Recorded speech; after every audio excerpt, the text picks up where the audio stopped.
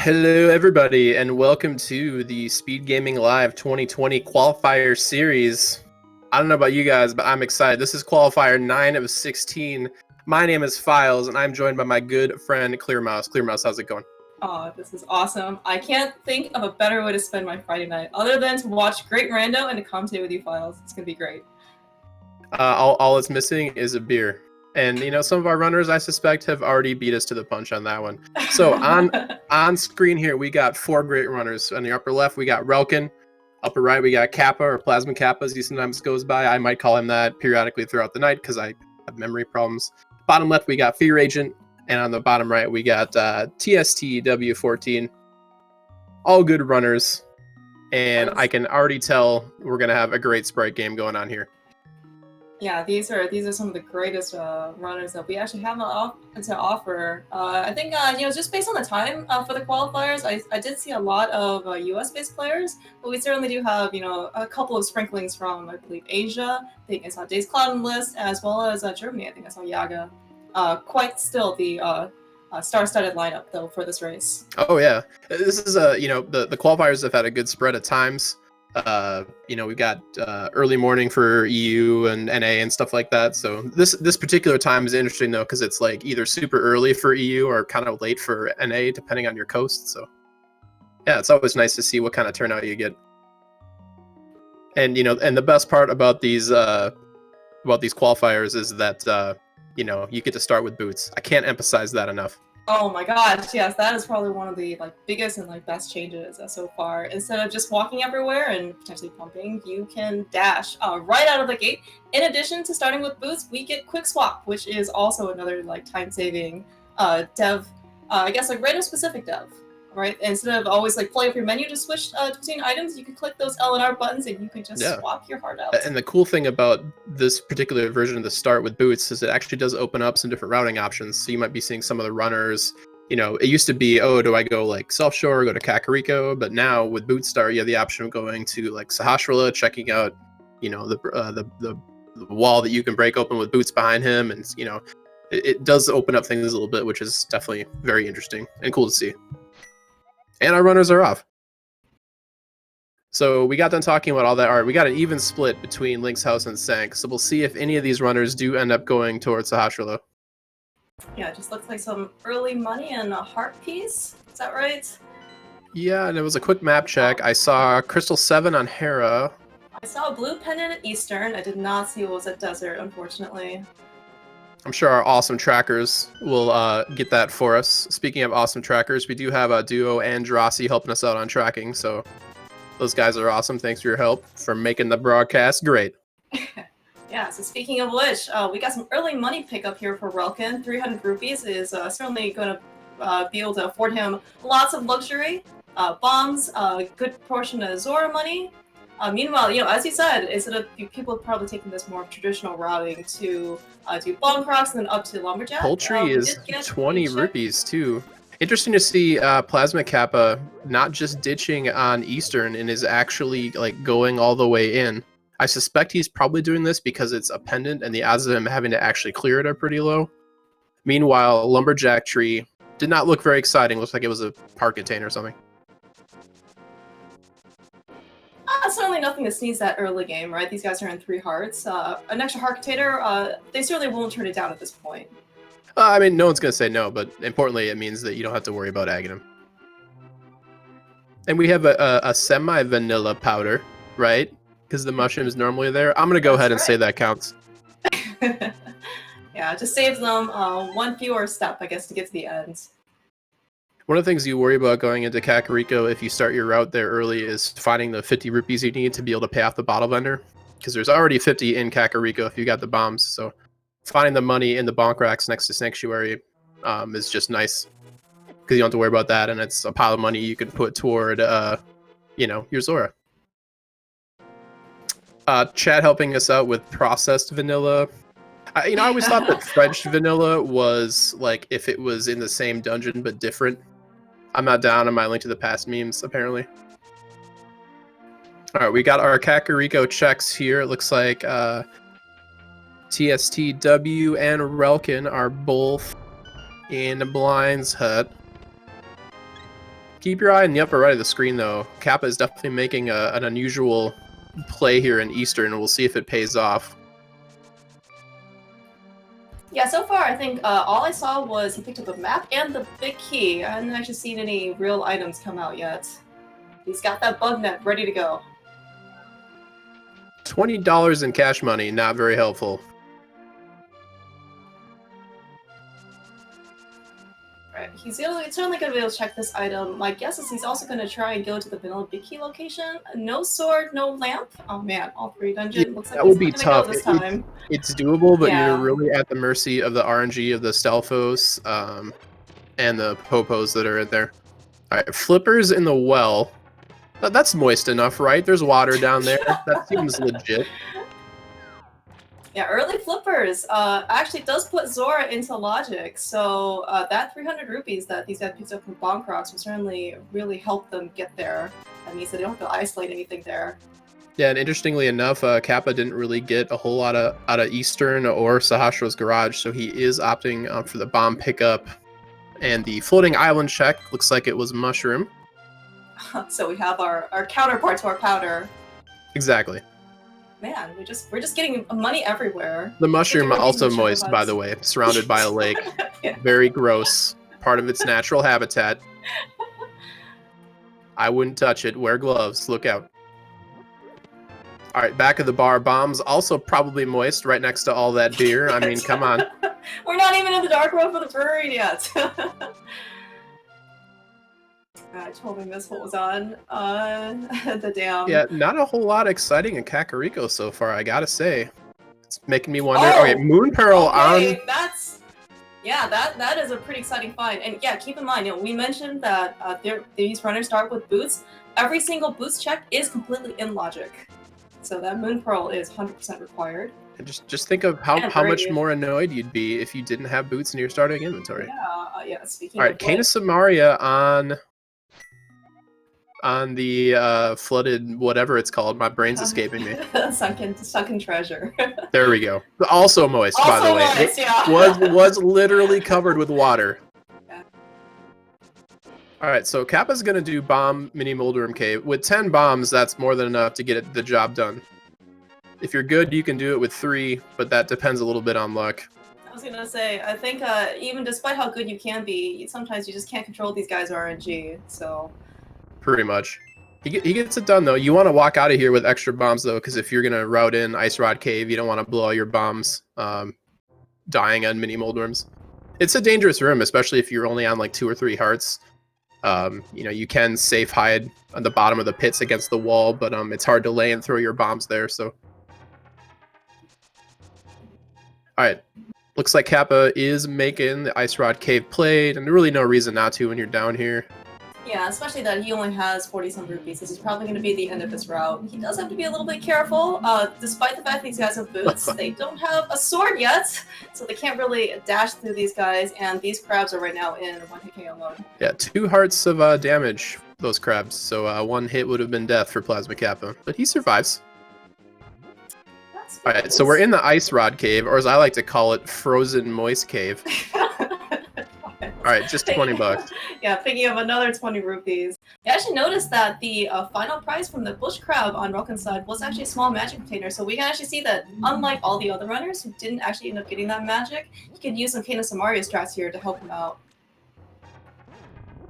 Yeah, I mean, having the mana makes it worthwhile. But meanwhile, Kappa, not knowing that flippers are technically in logic, sets up the water walk. Very nice. So he'll be getting his flipper checks in here.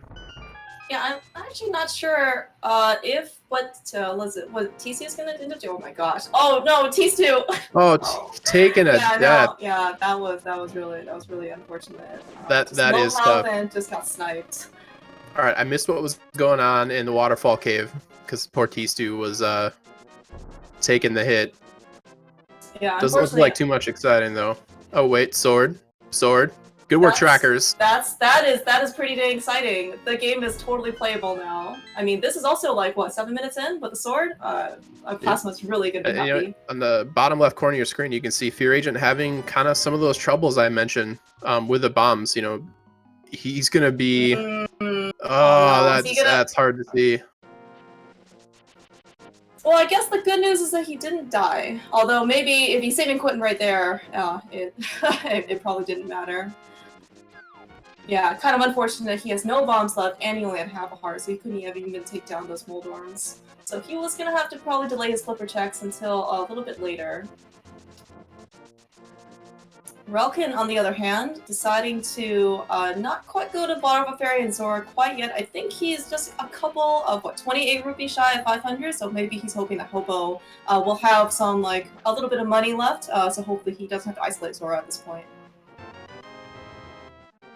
And a useless plastic shield. Yeah, unfortunately we can't sell that shield back to anyone who will actually buy it for 50 rupees. Yeah, you're, with flippers and no glove, your super easy, like, Houlihan room, like, money farming options aren't great. They are available, but not great. Meanwhile, Kappa's going to be going through Kakariko, which we already saw most of our runners do. I'd be curious to see if, like, T-Stew is going to consider the Eastern Palace play, because comparatively, it looks better than some of his other options. Nope, he says, I'm out of here.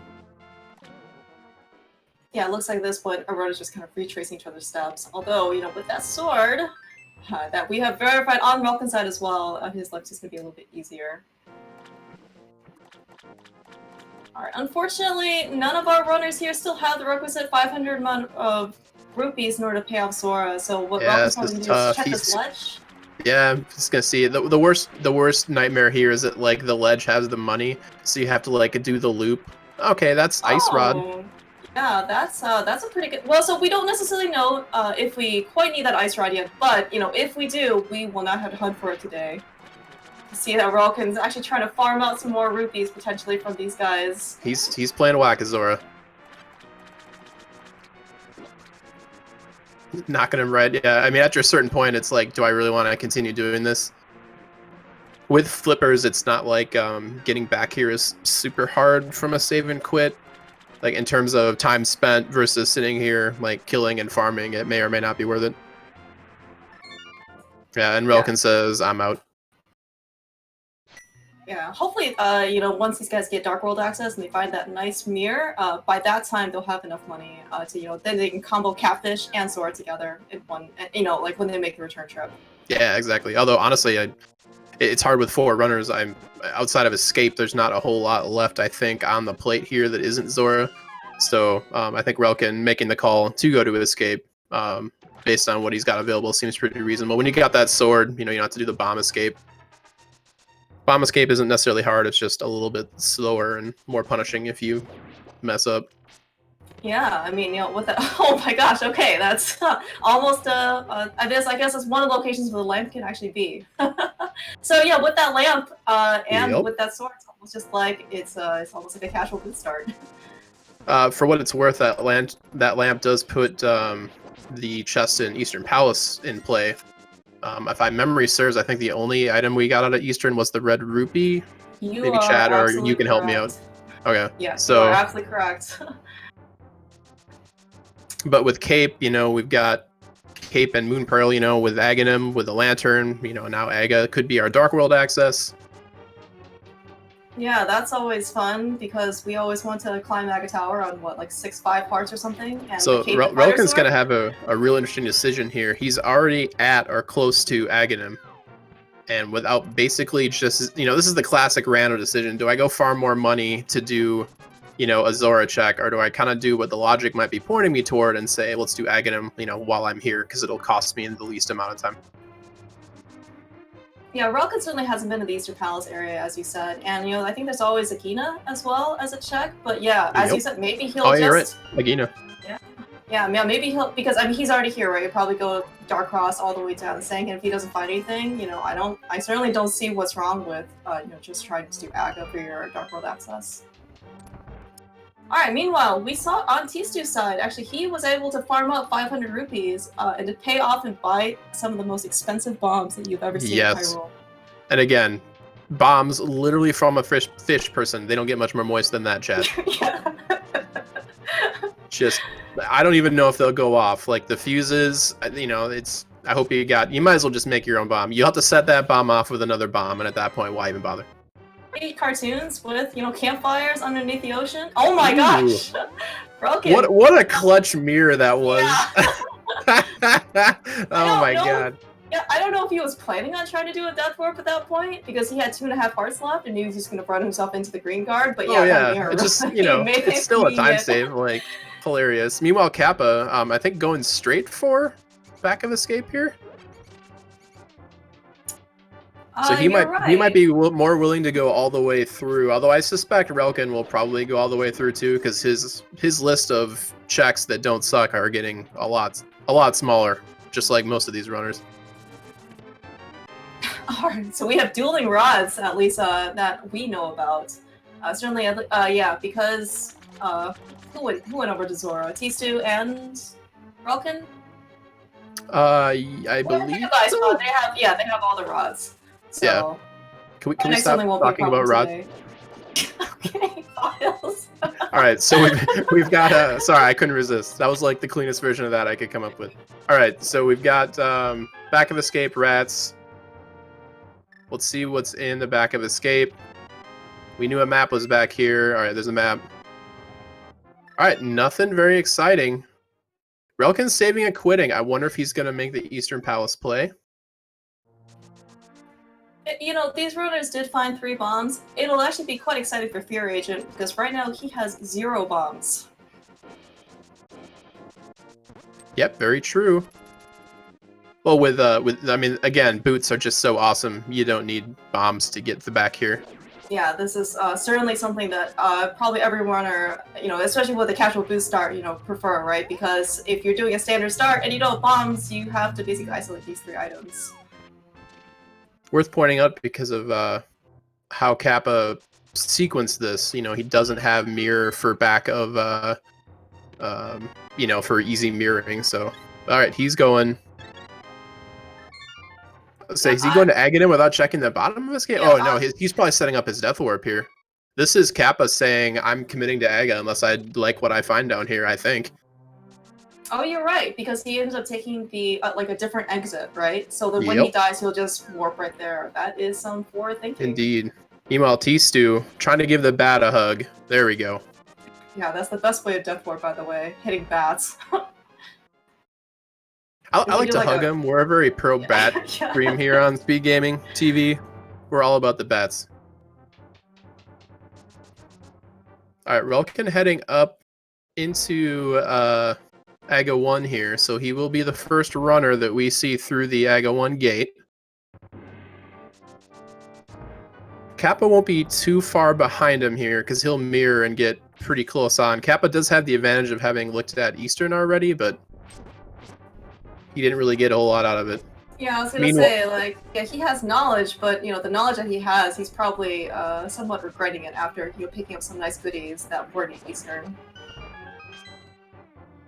Yeah, Fighter's Sword, it just feels bad having to do Aga Tower with Fighter's Sword when you have Fire Rod and you just don't have enough magic to shoot it.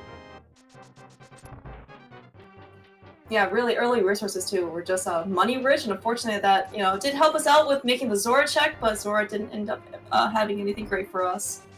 I guess the old saying is not true. Mo money, mo magic.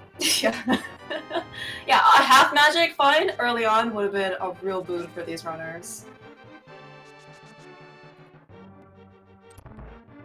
All right, so we've got a whole bunch of escape checks here.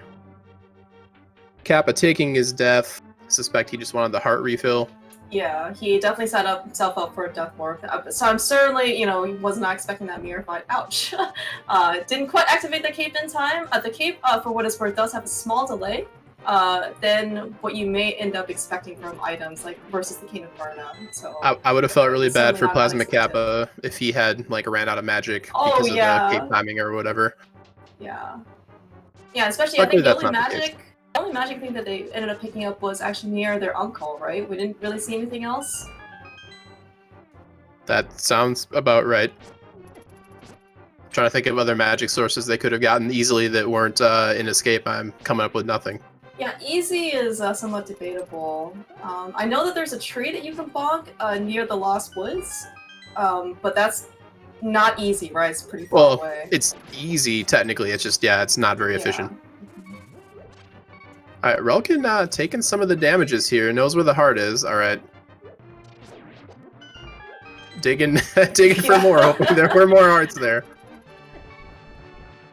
And it's a good thing he picked it up because he took that golden mace to the face. Maybe he just enjoys rhymes. I don't know. Now, one also kind of disadvantage of doing Aga Tower with only Fighter Sword is that, a lot of runners who, practice NMG, this is one sword level too short for them. So you see Relkin try to just take, be extra cautious, with sword spins to make sure that he lives. Well, when it comes to Aga Tower, like, the last thing you want to do is, like, get to the bridge right before Aghanim disappears Zelda here and, like, fall and die, because that is a monster time loss. Yeah, you ever play Randomizer and you just have a surprise fall master at the top and grabs you? That is not a happy feeling. Everything you just said sounds awful, and I don't like it, and I don't want it. Alright, so we have a little, potential mini game. You can try and guess how many blue balls the Aga 1 will end up spitting out. First one, of course, is never going to be a blue ball, so it's going to be a white shot. And then the next one, I believe, next time is 50-50. Yeah, we'll have to see what they come up with here. Alright, already I don't like it. Yeah. I think average is probably like 3 or something, maybe 3 or 4. Chat, you're just killing me. Like 40 jokes, can't make any of them. Alright, so rest of our runners making their way through Aga Tower. Meanwhile, Relkin struggling with boo balls. It's a terrible affliction. Donate locally. He does have to be a little bit careful when he's spinning, to deflect those blue balls, because if they end up hurting him, he doesn't have much health buffer. Thankfully, there is not actually that many, so this should be a very short Aga 1 fight for all of our runners. Alright, so it's time to play the game of, do you go into pod? Do you go... Alright, so here's our crystal check. Alright, so that ice rod is necessary with Swamp and Turtle Rock both being 5/6 crystals. I saw the other pennant in Skull Woods. Nice. So there's our answers there, and our hardworking trackers duo and Drosy continuing to kick butt with the button clicking and the Twitch chat memeing. Alright, meanwhile, we've got more girlfriend stealing going on in the bottom left corner of your screen. So they're going to be enjoying that wonderful Aghanim fight.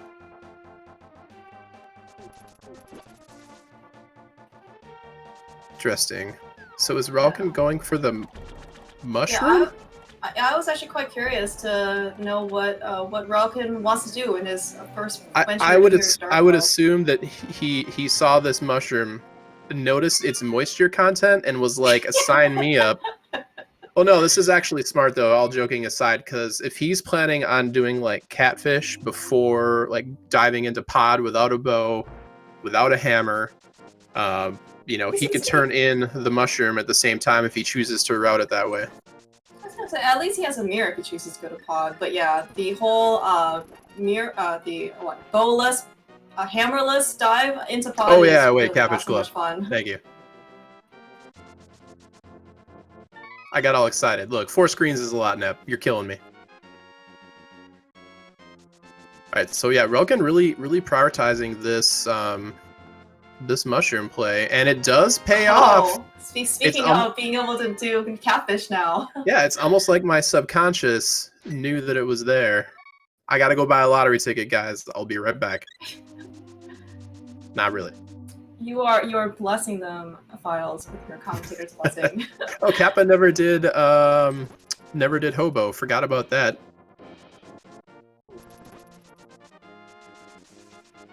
Yeah, should have incorrectly routed catfish is correct.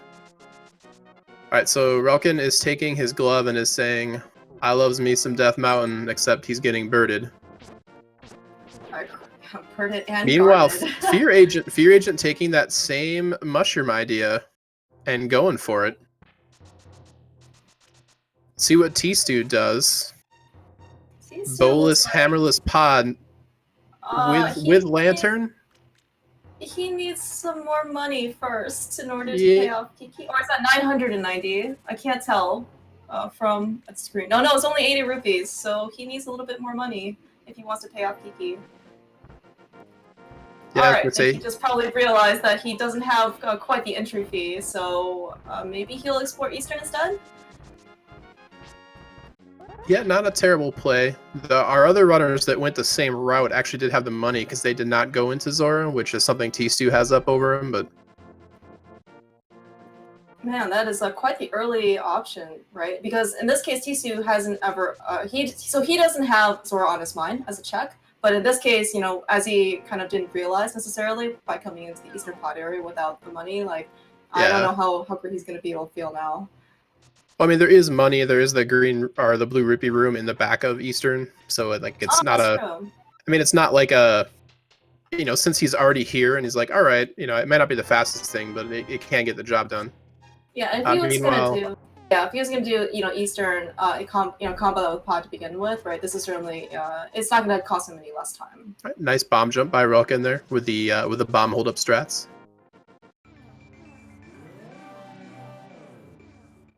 All right, so Kappa on the other hand, rolling in cash, able to pay off his monkey. He literally got that monkey off his back, and now he's in Palace of Darkness. It looks like Fear is also trying to farm that Rupee Crab a little bit. Probably wants to get his Rupee Cat up to 500 before kind of going up the mountain. Yeah, meanwhile, we have Relkin, first of our runners into Hera, which I think is a crystal. So he's going to be able to clear this. No hook shot, unfortunately, to Hera Pot, but I'm sure he'll figure out a way to go fast. And by go fast, I mean spend some time in the tile room. Alright, so Relkin. I mean, there's no hook shot, so like, you know, you can't do Hera Pot. So now you just get to enjoy Tile Room Hera. I wonder if he'll overlay any text for us today. That's only something someone who is dumb and does tire jokes does. So I don't know what you're talking about. It sounds lame. Alright, meanwhile, Kappa, assuming that was bow-locked pod and he does not have a bottle or a bow, so... But we'll be getting his glove here from the mushroom turn-in quite shortly. I do like this this bush mirror bonking strat. So you basically he has spent like the least amount of time possible in order to get to and from the dark world.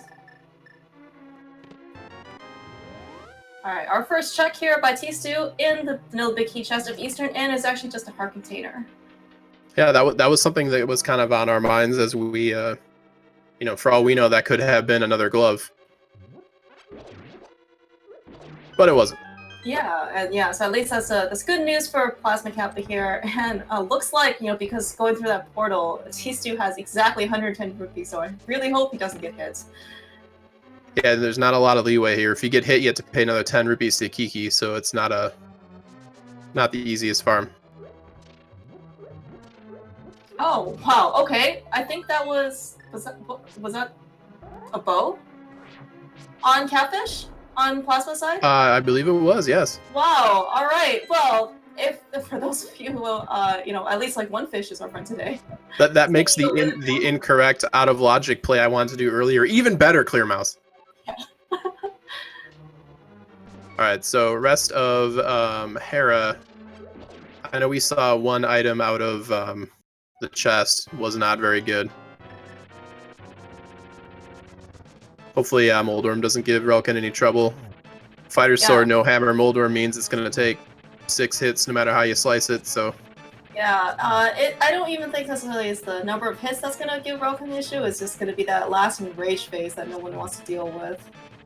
Alright, well, he's gonna pull out this. Yeah, he's gonna pull out the cape. It's certainly much better to be safe here. Quick swap, ladies and gentlemen. Who's with me? Oh, it's great. This is like definitely one of the nicest features I've seen for a while. Relkin with a really clean Moldorm fight picks up a first crystal out of our 4 runners. Yeah, not bad. Fear Agent having the Beetle Room get away from him just a little bit, but did have a nice recovery, swatting the last one into the hole there. Yeah, it's kind of, it's always, you know, it's kind of refreshing, right, to kind of see these rooms, you know, not done, because ever since Herapot, like, no one ever does, you know, these rooms anymore. You see some more of that quick swap action from Welkin's side, quick swapping to the mirror and Zing, and then merely metering out. That is definitely some nice time save there. Some of the best quick swap applications are when you start Sanctuary and then immediately get, like, Mirror or something in the Sanctuary chest, and it's like, booyah. Yeah, certainly very familiar technique for some of our veteran cross keys runners. I think at some point, yes, I must have missed that Relkin picked up a bottle, so it's going to be our first kit check. Yeah, that was in the Hera big chest. Oh, okay. I must have gotten distracted because I saw the bow pick up on Kappa's side. Bows are very exciting. I don't blame you. In fact, I question myself for watching a bottle instead of a bow. Yeah. Oh no! Yeah, unfortunately, Fear Agent kind of getting bullied there by Moldorm has taken a fall. But you just get back on the horse, right? Or the tower, and he's gonna give Moldorm a round 2. I'd say get back on the worm, but I'm not going there. All right, so Relkin taking that item that he got from Hera, which was a bottle, going to Sick Kid and saying, "Thanks, jerk." I mean, Sick Kid gave him some allowance money. I like to think of it as he literally broke into a child's house and then beat him up and took his money. I'm calling the cops. The rando police. They're on the case. The kid is still in bed, though. Like, he looks okay, right? Maybe he's always been sick. Pretty much. The Donka, the leader of the ladder, would say that he's actually just drunk. I cannot confirm. It's impossible to determine that child's age. Might not even be a child. Maybe he's growth stunted. Yeah, you can't assume, Clearmouth. You can't assume. You're right. No, you're absolutely right. Maybe the legal drinking age in Hylia is like 6. Yeah, well, we don't ever see any like bouncers or anything near the brewery, right? It's just guarded by this like bombable wall that anyone can get through. Yeah, exactly. Oh, and Drossi, the answer to that question was he did now. Yeah, it looks like on Tistu's side, the last of our restream runner is going to pick up his glove here with from the mushroom in just a sec. All right, so I was going to say he's going to do a trick here called potion camera unlock. So you set up this room and use the potion while you're moving left, and if you hold right as you move into this room, it unlocks the camera, and then you move these mimics off the screen. The game says, hey, there are no enemies on screen. I should open up this door that closes when there are no enemies on the screen. But we know better. We say, fooled you, door. That is just, a bottle of the potion, it's just as good as a bow, right? They both start with the letter B, I'm convinced.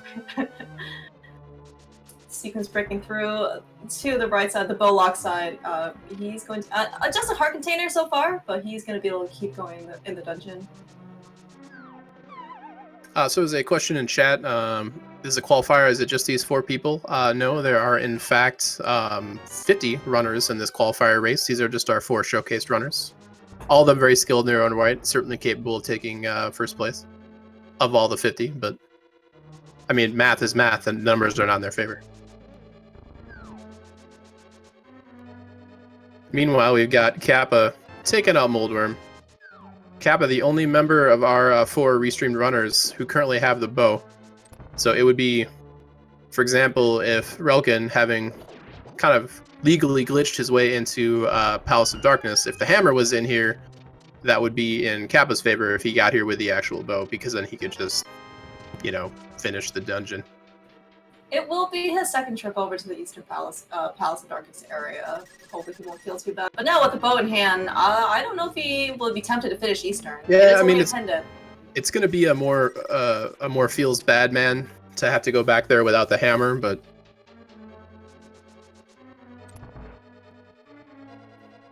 we'll have to see. I'm really curious to see what's in this Palace of Darkness. Meanwhile, Fear Agent also pulling off the sweet potion camera unlock that we discussed previously. Good on him.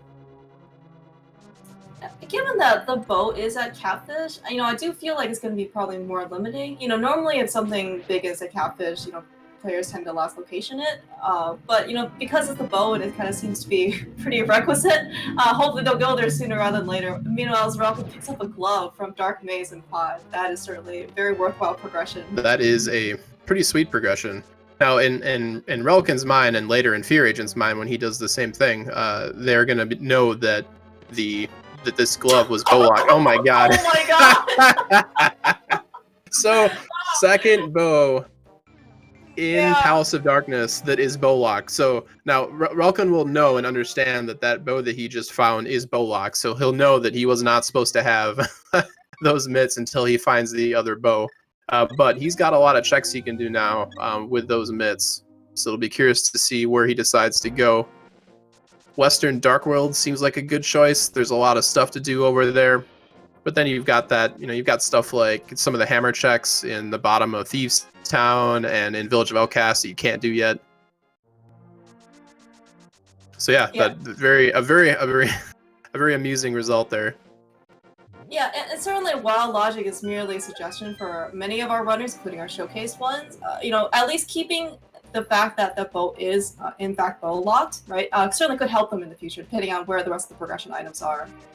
Of course, for Kappa. Yeah, for Kappa, because he's already visited Catfish, he's going to know everything here is going to be logic. He's going to get those silvers relatively soon.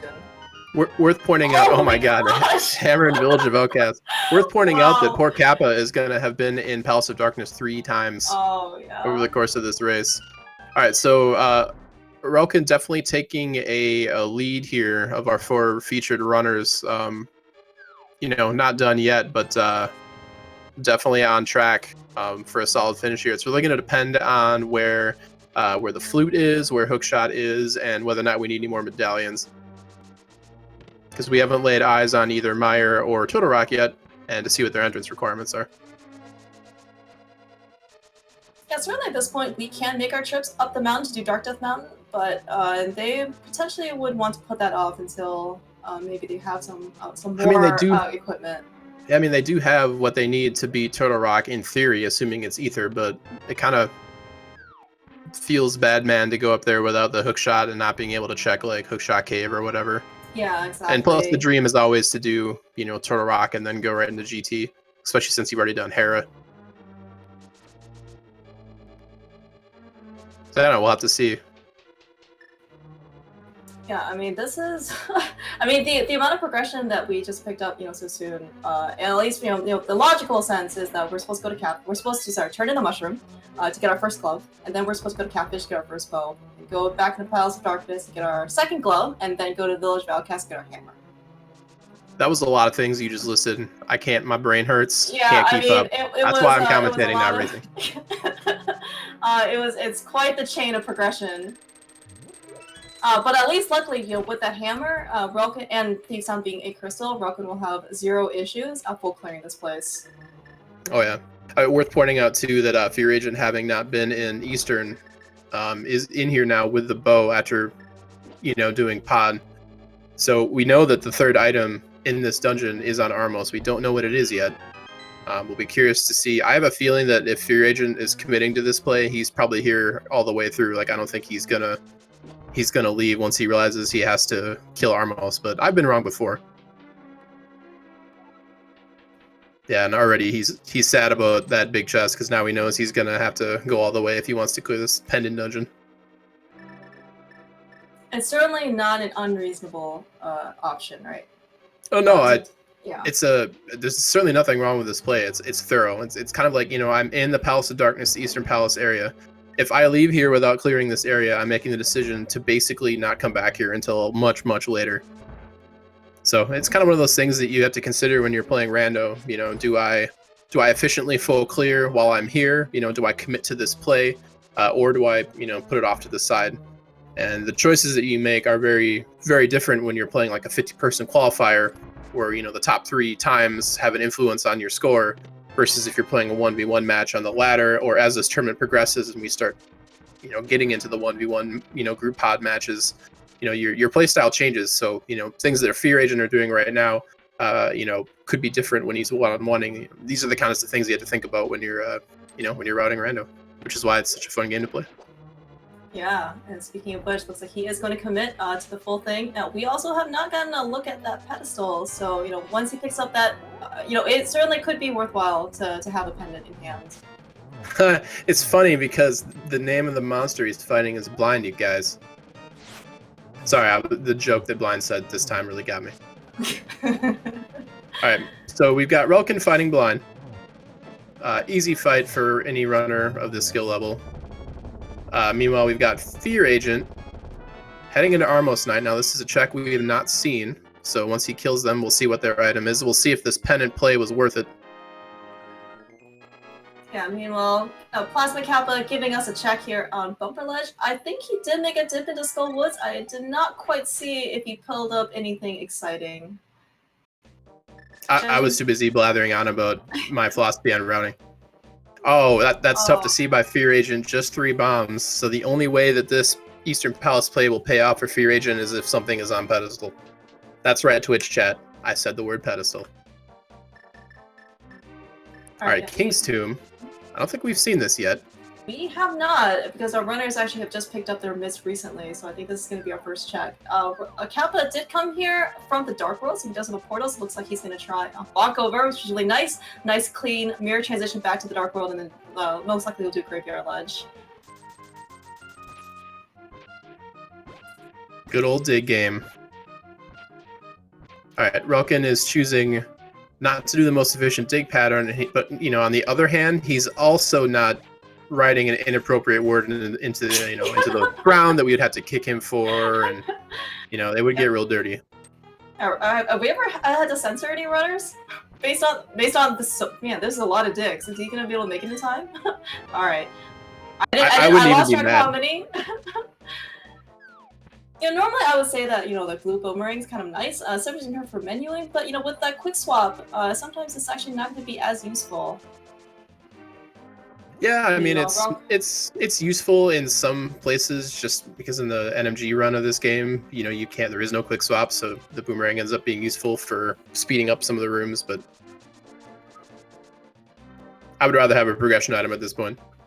Yeah, I'm sure that's what Ruckin is hoping as well. But he is being quite thorough here, clearing out the Village of Outcasts after Blinds and Thieves Town, doing hammer pegs. With that mirror, he's going to be able to turn the Smith, and most likely he's going to take his purple chest down and do a South Loop. I'm assuming that the police were really afraid of your high-level strats there. They come around at least once a day, apparently. Perfect. I mean, I made a joke about the random police earlier. I didn't want them to actually take you away. I'm afraid of commentating alone, clear mouse. I really appreciate you looking out for me, Files. All right, good. Well, you'll notice that when I said, you know, I framed that worry in terms of what I would have to do once he were gone, so that was a selfish worry. I just wanted to point that out. You know, meanwhile, it doesn't really matter what motive you have, you know, so long as I'm safe, you know, I'm good. Yeah, see, the ends justify the means. All right, here we go. All right, so we got Relkin doing Powder Bat. What do we got? We got 4 lightning bolts. We got a flashy bat. And we've got 10 arrows. This is our reprocessed mushroom, is that what it was? Pretty much, yeah.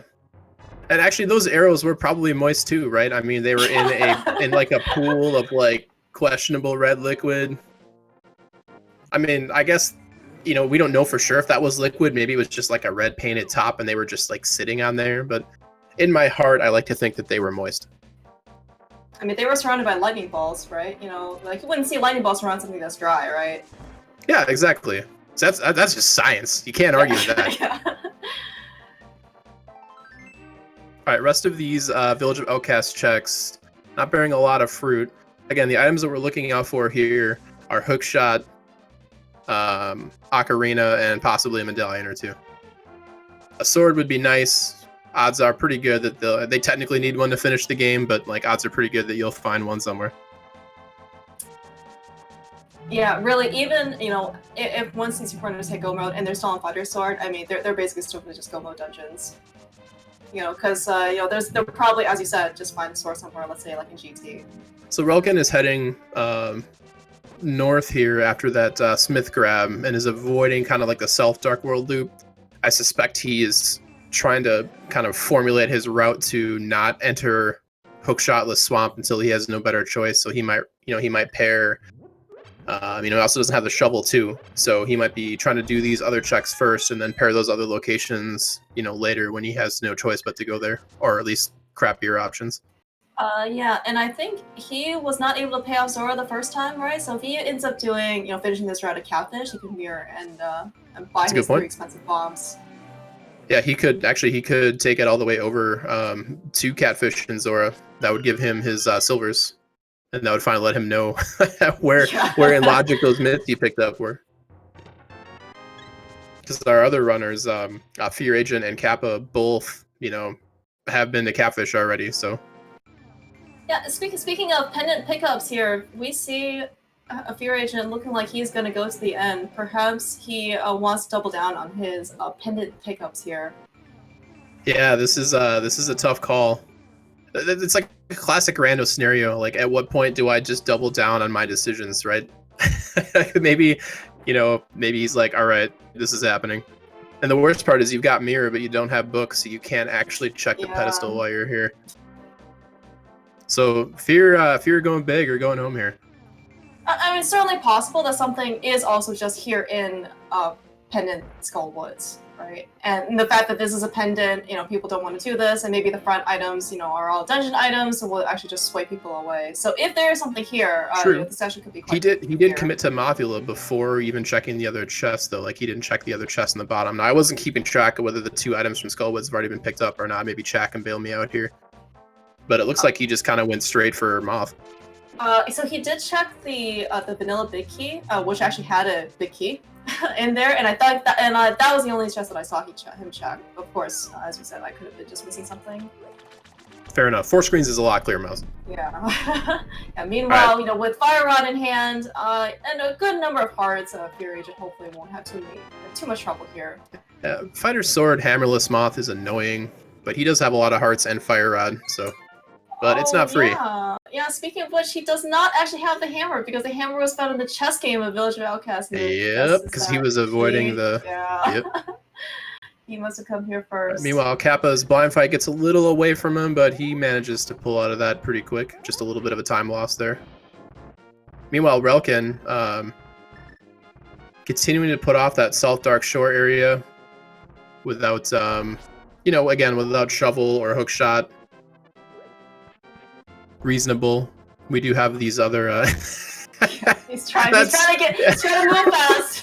I'm sorry, Relkin. I couldn't help but laugh at that comedy of errors I just saw there. That was awesome. So I missed what happened from Moth there. I'm guessing it wasn't an item, or he would have bailed. Sorry, I also was not paying attention to Fear Agent's screen. Silk shirt from Moth. All right, thank you so much, chat. Looks like we got an armor grade. Certainly, he won't turn it down, but it's not exactly something that he probably was hoping for in terms of progression. We got a small key in the bottom chest, so looks like there's going to be one more item. Yep. Fury just going to find. Chat has bailed us out and said the blue mail was on Moth, so it's good to know. I guess that is a blue-hatted Minish Cap link there, so... Meanwhile, Turtle Rock is Ether. Very interesting. So this dungeon is full clearable and in logic. We're curious to see if he's going to go for that half magic. Because Fighter Sword Trinax? I'm sorry, Claire, what was that? Oh no, I was gonna say. Well, he does have he does have the hammer, so he certainly can do hammer Trinax. It's certainly more pleasant, but still something probably that you would prefer to have a temper sword for. Yeah, I mean, he's got enough hearts. Like, it's. Although my confidence in Relkin is shaken after watching that Darth Mountain climb hook shot in Super Bunny Cave. Yes. Relkin making all of the right calls here so far. He has silvers. He came up here to do Turtle Rock and Dark Deck Mountain without the hook shot because he didn't want to do Swamp first. And man, like if you didn't have hook shot, you could just isolate hook shot cave, right? I was actually going to wonder, like, if you knew Relkin knew how to hover. Well, and for those of you playing at home, that was smart routing by Relkin. This is why you do Super Bunny Cave before jumping into Hookshot Cave, because even though you can get the chest in the bottom, always do the sections that you can clear completely, just in case you find Hookshot, because that'll save you a few transitions. And he gets a sword to make his Turtle Rock easier. I wonder if he's going to go for the half magic. I would. Yep. All right, he is. Yeah, half magic with Master Sword. It certainly can make your life half magic makes, or Master Sword makes the half magic grab a little more like not necessary, but like I totally see why he's doing it. Half magic is up there for like coolest item in the game in my opinion. Yeah, and given that he hasn't done some of the some of the harder bosses, some of the more time-consuming bosses such as Cold Stare, half magic plus Fire Rod means very easy boss. Oh yeah. Although with Cold Stare specifically, if you've got a good setup and like tempered or better, the Fire Rod is almost not even necessary. But it certainly makes like Master Sword or Fighter Sword Cold Stare a little bit safer if the puffs get away from you. And there's nothing worse than puffs that get away from you, Clear Mouse. I can't stress that enough. You got to keep your puffs under control. But at least the puffs are frozen, right? Yeah, exactly. And as we all remember from Ice Rod Cave, what is something that is frozen if not moisture locked in? That's right. I'm doing this runner all night, folks. All right, so we're seeing some checks from Kappa here. I don't think we've seen anyone do this South Dark World loop quite yet. Yeah, correct. In fact, Relkin didn't even take the purple chest with him because he just went straight north. Some nice Canaberta dashing here on Firelock side. Yeah, he got the right cane that time. I thought we didn't see anything earlier. Yeah, All right, I missed. so... Apparently, sorry. What was that? I missed it. What was that? K45. I'm gonna just assume there was nothing. Yeah, I don't believe anything was there. But again, is Kappa doing that smart routing? Always do K45 before you go up to Stumpy if you don't have Shovel yet, just in case you get Shovel down there.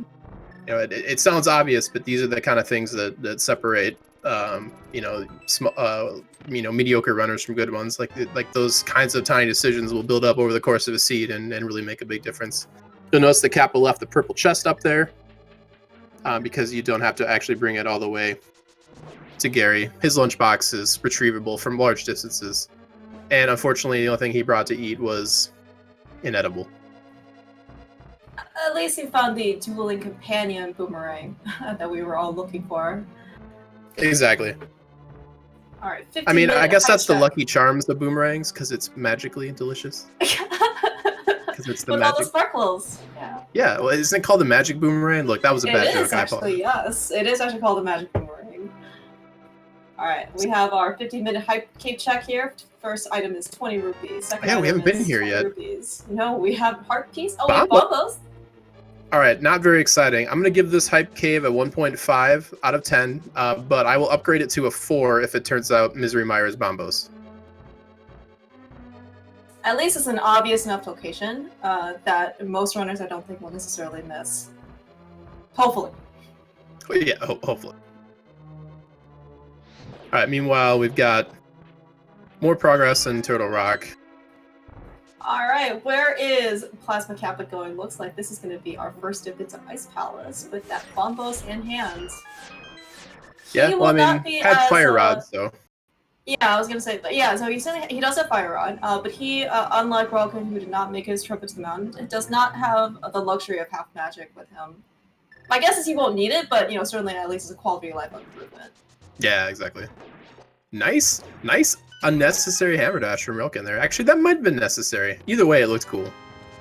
I'm trying to make up for all the times I made fun of Relkin by pointing out when he does cool stuff, so he doesn't send me angry DMs when he rewatches this later. I misspelled his name in the pregame race chat also, so that was a good time. I thought you were just talking about somebody else. Oh, speaking of Medoras, that is an item that Fear Agent is going to be very interested in because he's got 2 pendants. At this point, it's like, you know what? I'm just gonna finish up Desert Palace and then blind pull the pedestal because I'm a fan of Twitch chat. Well, he's certainly gonna need that flute though in order to get into Desert if he's not gonna be able to go to Turtle Rock. That is true. Meanwhile, Kappa on his way to set up Icebreaker. He did have a really nice first room Pancake. I did see some bomb strats that he got first try. Yeah, bomb Todd strats. Always great to see. Having trouble with his sword buffer there. Icebreaker seems like one of those tricks that you either get it like the first or second try or you're there for like a minute. Maybe that's just because I'm bad. There we go. No, Kappa gets the push portion of it first try though. Oh, and flute in Turtle Rock. Relkin continues to pay dividends with his routing choices here. All right, so we are potentially in go mode, question mark. We don't know what the entry requirements are for Misery Mire. And we technically need another sword, although the odds are pretty good we'll find one. Especially in GT, potentially. Oh no, wait, Master Sword, you're right. I was gonna say, yeah, I think Rocken found his Master Sword in Hookshot Cave, so if he doesn't end up finding another sword, he won't be necessarily, in a panic, but, he certainly won't turn down tempered. You are but definitely after TR, he probably will just beeline, he'll go after the flute in Kakariko, and then he'll probably beeline to Mire. And if Mire is, in fact, Bombos, we will at least know it's no mode. Alright, no backdoor strats from Relkin, certainly very difficult here with Hammer. I'm not even actually sure if it's possible with Master Sword, but with that half magic, he just spammed the rods.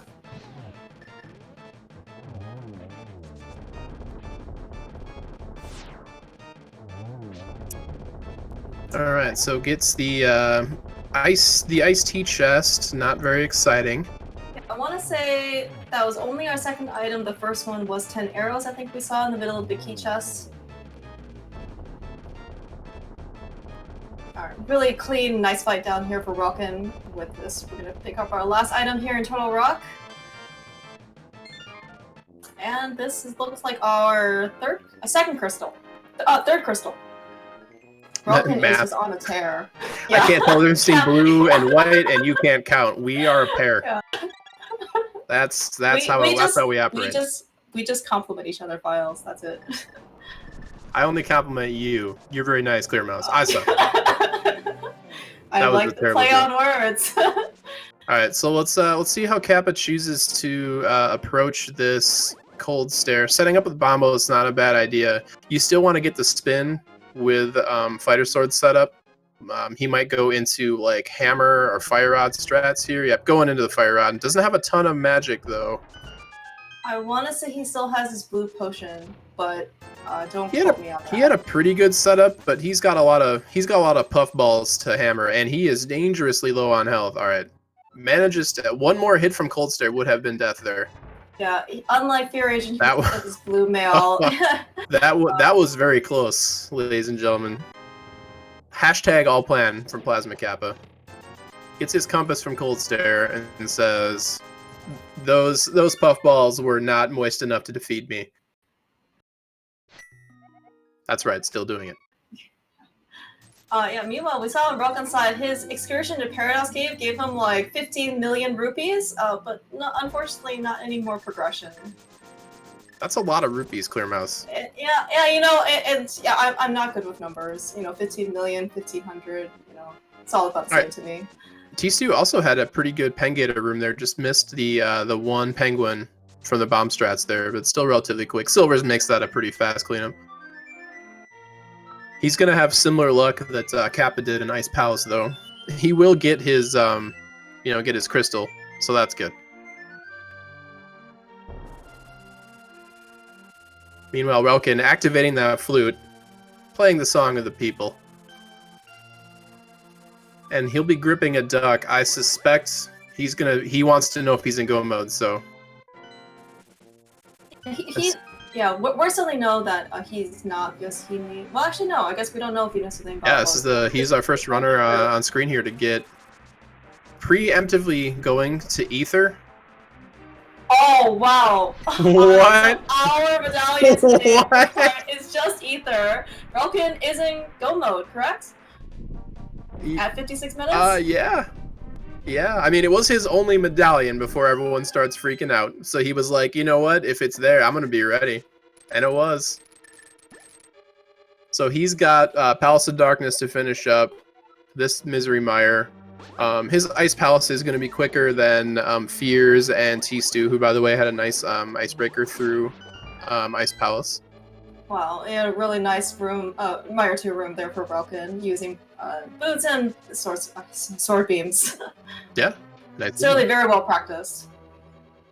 All right, let's see. The dream here is the God Mire. Wow, he's going for the real God Mire, not even checking the first chest.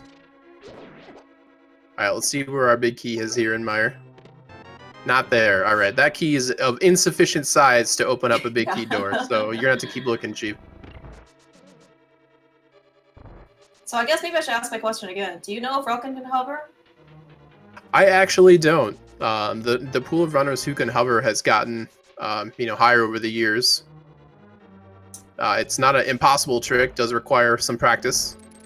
But whether or not Relkin can hover is irrelevant because there was no big key in that chest, so we'll never know.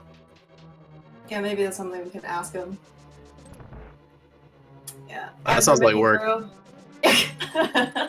I'm way more interested in what was going through his mind when he was going up that Death Mountain ledge and like had spin speed for like 6 pixels before that bomb drop. That was the highlight of my day. I believe. All right, there's the big key. 2 bomb drops for that. Yeah, Relkin certainly, I'm sure, quite happy that he doesn't have to go through the vanilla big key chest in the cutscene. He's gonna make his way straight over to Vitreous. He has silvers in hand. This should be a relatively fast fight. Yeah, first runner to be on Helmasaur here, Plasma Kappa. No spin speed hammer strats. I'm disappointed, but that's all right. I just got the silvers. I certainly have been told that spin speed hammer strat makes this fight a whole lot smoother. Although it looks like Kappa has no issues taking down Helmasaur. I mean, it's mostly fine. What you do is you set up spin speed in the Helmasaur room, and it makes your hammer hitbox, basically like it would be if you were holding your sword out. So I don't know how much like faster it is, but it sure is a lot cooler. And here, here in the commentary, we grade based on style points and not results. That may or may not actually be true. I mean, the fact that he took no damage fighting Helma is... Relkin with the backup spooky fire rod hit about half a second before he was about to get bunny beam. Good work. I really like that quick swapping over to the powder and to get a health refill before quick swapping over to silvers. Quick swapping, it's good stuff. You're here first. Alright, T-Stew finishing up Cold Stare. Alright, let's see how Fear Agent does with the bomb setup. Alright, so we've had 0 Pengators from 1 runner, 1 Pengator left from T-Stew, and 2 Pengators left from Fear Agent, so does that mean that Kappa's gonna have 3 Pengators left? I think, Relkin's the only one that hasn't been to Ice Palace yet. Oh, okay, that's right. So is he gonna have 3? I mean, you can't have, he could have -1. How does that even work? Do you just die from the Pengators? Like, I don't know what's up. I wouldn't even be mad. That would just be committing to the bit that he doesn't know exists. But Relkin, unfortunately, is not going to give us our Ice Palace answer quite yet. He's on his way to Swamp Palace. I think the only thing really on Relkin's mind right now, other than what the other 50 runners are doing and, oh my god, am I going to qualify, is, how many chests do I want to open for safeties? So he's got only green mail and Master Sword. So the difference between Master Sword and Tempered is quite large in terms of time saved and, the reduction on difficulty of some fights and some rooms. So he might go for some of the easy chests in Swamp Palace, like the Waterfall chest or the 2 chests you literally walk right by if you're doing Diver Down.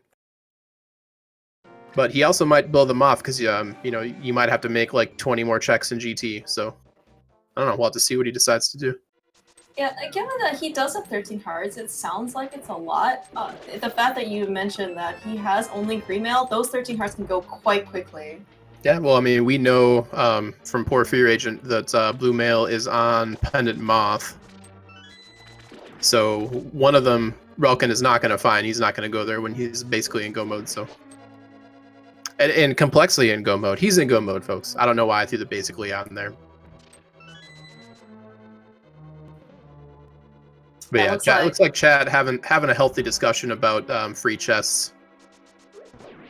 Definitely worth grabbing the easy ones. If you take, it's kind of like risk reward, right? Like what's the risk here? I lose a second and a half or so on a chest check. If it turns out to be one of the 2 missing sword upgrades, that could save me quite a bit of time in the Ganon fight and a few other rooms, especially in GT. Yeah, but certainly, if you get a sword out of it, that would be certainly really great. Silvers are actually a little bit more, debatable, because silvers probably save something like, I would say like 45 seconds maybe on the Ganon fight. Yeah. But that's different than minutes, right, compared to a sword. Well, it's things you have to consider when, what are the pool of items I could get that would save me time. in this exact case, already have silvers, already have half magic, although half magic is almost more of a comfortability thing than it is a real time saver. Yeah, and given that these guys, as you said, already have silvers, getting torch glitch at the end, exactly. they don't really need. There's significantly less pressure for them to do so. But yeah, Relkin giving us nice visual aid for our discussion by checking out the free waterfall chest. Yeah, I was gonna say he's also giving us a showcase of how annoying sword beams can be. Interesting that he chose to go with the arrow pickups there. He already had quite a few. Maybe he was worried about using them in GT or something. Meanwhile, rest of the runners. I was gonna say T-Stew about to pick up the hook shot. So that'd be the second runner on the restream here with a hook shot. That's a really good acquisition for T-Stew. It's like Relkin's taking down Argus, trying to do the quick, poke dashing, the quick kill here. Didn't quite necessarily get it. This is actually fairly difficult to execute. Yeah, doing the extra pokes. Some runners would just do the scooch over and just kill two of them on a spin kind of thing, but this is a fight that's easy to kind of get away from you. This is definitely an example of where you would really rather have Temper Sword versus Master Sword, because Temper Sword can kill the shots in one shot versus two.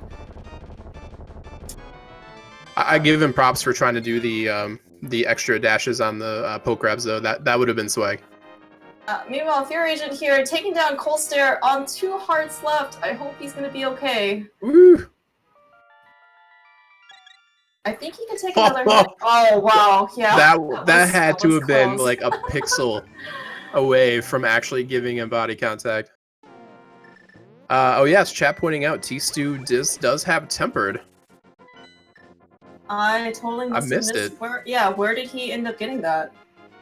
Someone bail us out, chat, and or tracker. Actually, we see on Kappa side that I think at least he was our first of our runners to do the spike gate check, and he ended up getting his last medallion, which is quick. We know that it's not necessary, but from his perspective, he can now comfortably go to Mire and be very confident that he can has entry. Nice, really good freezer kill in that first room there. That was really clutch. Almost made up for wasting more time setting up the quick warp than you saved. All right, so we've got like half a second. So we've got Kappa, looks like heading into swamp as well. Meanwhile, we've got Fear Agent heading back to the pod area here. Now Fear has already unfortunately cleared Eastern much earlier, even though it didn't really pay any fruit for him.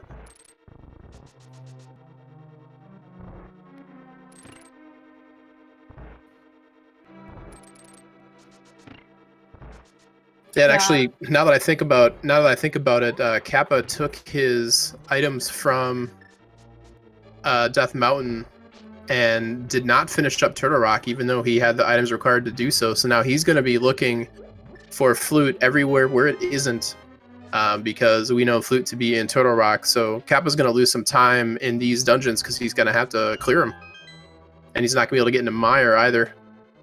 Be curious to see if Kappa decides to commit to like left side swamp. That is a really unfortunate sequence of events then for Kappa, because Relkin here in go mode, he only had like 3 dungeons that he cleared before go mode, so he is able to go mode Ice Palace. He's able to go mode Swamp. Hey, there's the other armor. He just needs to really. Oh, well, that's convenient. Yeah. All right, well, that's a nice safety to pick up. We didn't know that Relkin's basically going to be on Greenmail then for the rest of the game. Yeah, if Kappa finds another sword, that could give us our answer for where the other swords are, if we think the other one is in Spiral Cave. Meanwhile, Relkin making pretty quick work at Ice Palace here. I suspect he's not going to have any troubles with Cold Stare. In fact, will he be the only runner that came in here with Master Sword? Trying to remember. That is, actually, that is potentially true, because Relkin got his Master Sword from Pokeshot Cave.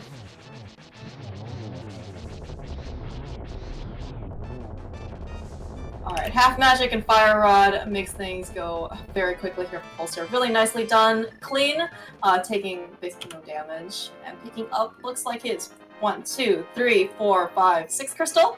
Can I count? Math! So yeah, he's just got Palace of Darkness left. Yeah, and given that he's already, cleared out pretty much all of it, I think he's just going to go straight to Helmasaur at this point. So yeah, I think do you right have side, yeah. Oh, I was gonna say, yeah, the left side swamp here. Don't blame Kappa at all, but did have chat point out that we talked about Kappa not committing to Turtle Rock. I just realized now that there is no ice rod lit up on his tracker. He must not have been to the Zora area to pick up that ice rod.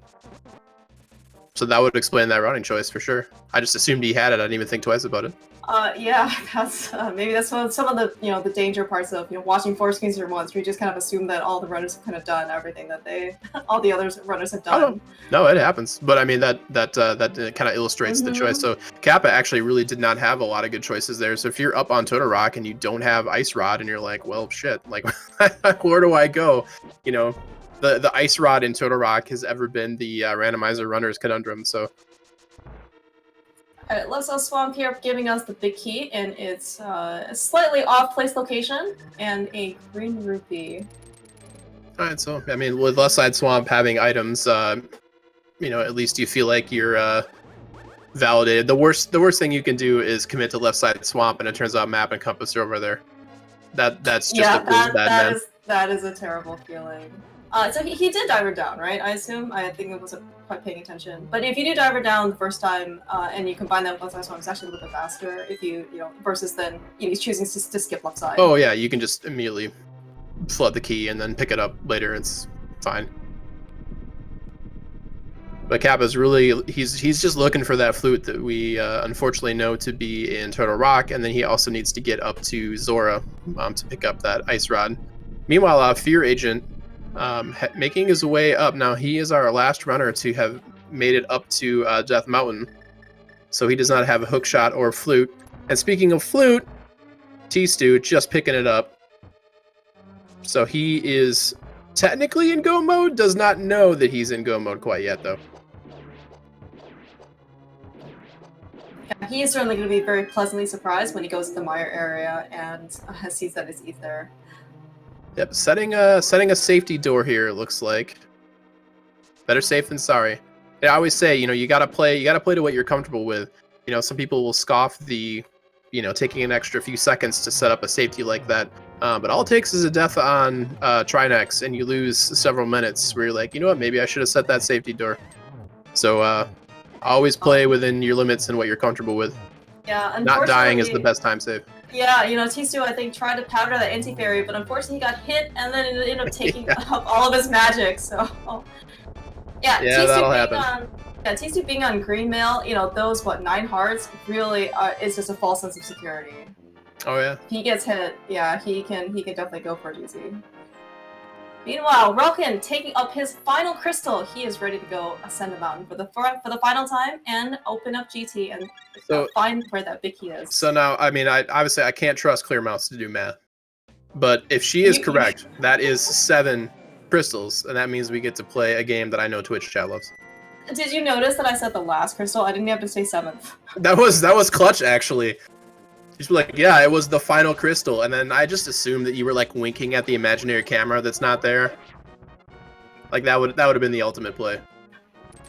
So we gotta get your guesses in. Let's see what the GT big key's on.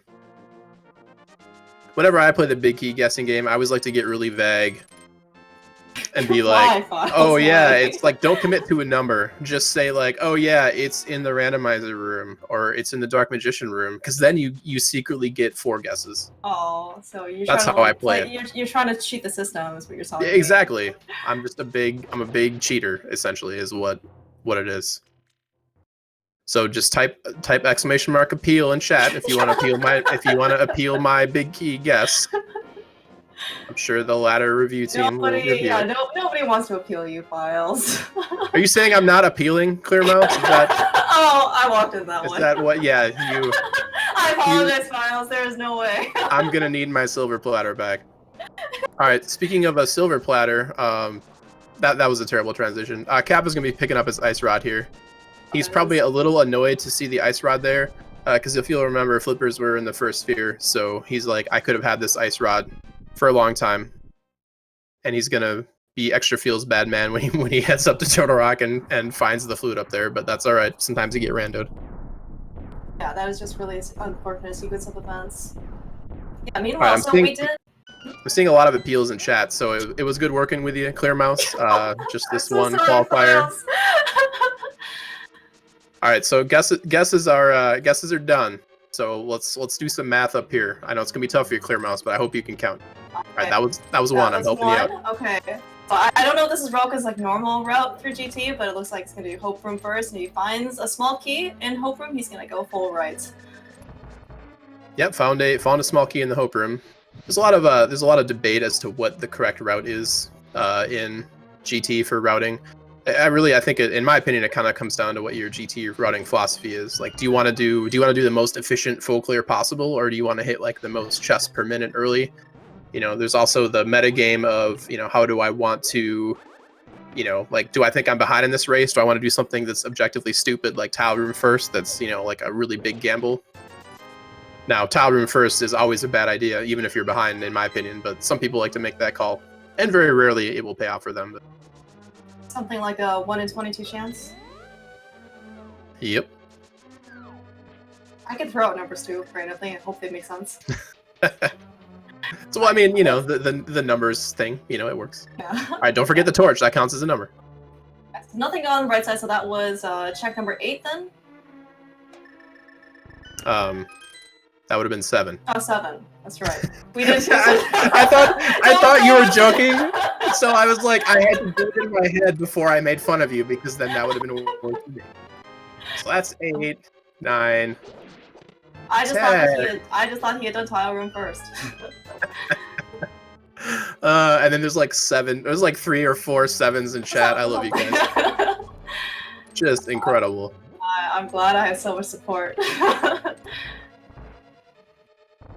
All right, so T-Stew making his way through Misery Mire. Again, is this one of 2 runners in Go mode here? Now, Relkin obviously in GT, but T-Stew does have some ground to make up in terms of crystals cleared versus, like, say, Kappa and Fury Agent, who are both going to be in Go mode once they get further into Turtle Rock. So it'll be kind of interesting to see what comes of these other 3 runners here. Plenty of room for execution.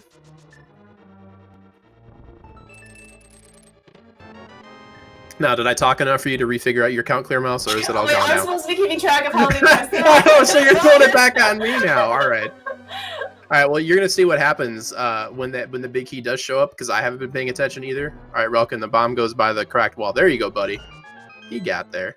It's very NMG-esque here. You know, with quick swap enabled, this is not going to be as big a deal, but you actually do see a lot of runners try to drop their bombs, because by the time they get up to the room right before Moldorm 2, they can, quote-unquote, quick swap to the powder. And then just use it on the anti-berries because they don't have any more bombs. Yeah, I'm surprised he's committing this hard to the bomb drop, but, you know, whatever makes him happy. I also realized I may have inadvertently cursed this seed, because we're now a 25% chance of Tile Room being where GT Big Key is. Because there's only 4 checks left. So you're saying that we should have done Tile Room first? I mean, I did just literally say that it was a bad idea always, but you know what? Maybe your commentator's curse is more of a blessing in disguise. Alright, yeah, you're right. I forgot about Bob's chest. Sorry, chat. Sorry. Now there's 4 chests left. So it was, instead of 25%, it was 20. Look, math. I believe I did actually only see Broken not miss a single one. Oh, look! We found our green 20. Oh my gosh!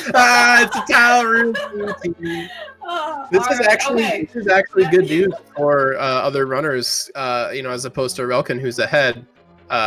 You know, other runners, if you're feeling behind, you might get rewarded for a bad play and get your early GT Big Key in Tile Room. Now, there's a few strats here you can do in GT Tile Room. You can see Relkin doing the bunny beam there in the doorway. It won't hit you. Other popular strats include grabbing... Oh, Relkin, what a great visual aid. You can put on the cape and hug the wall, not having your magic drain. Meanwhile, T-Stew filling up, finishing up Meyer. I don't know. I was thinking about getting gas, maybe going to KFC after this. Okay. No, he's filling up his crystals. There we go. Late save. So he has got Palace of Darkness, which he's already been in, and Swamp Palace to finish up. Both those dungeons relatively quick in terms of what he has to do in them to finish them. You know, as we know, Go Mode Swamp relatively fast, especially with Diver down. But we've got Cap, on the other hand, needs to finish up Total Rock and then go back to Misery Mire. And it looks like Fear Agent has that to do as well as finishing up Swamp. So Fear Agent will be able to get away with not having to have full cleared Swamp, but I just think those 2 pendant dungeons he did are just causing him a lot of time bleed there.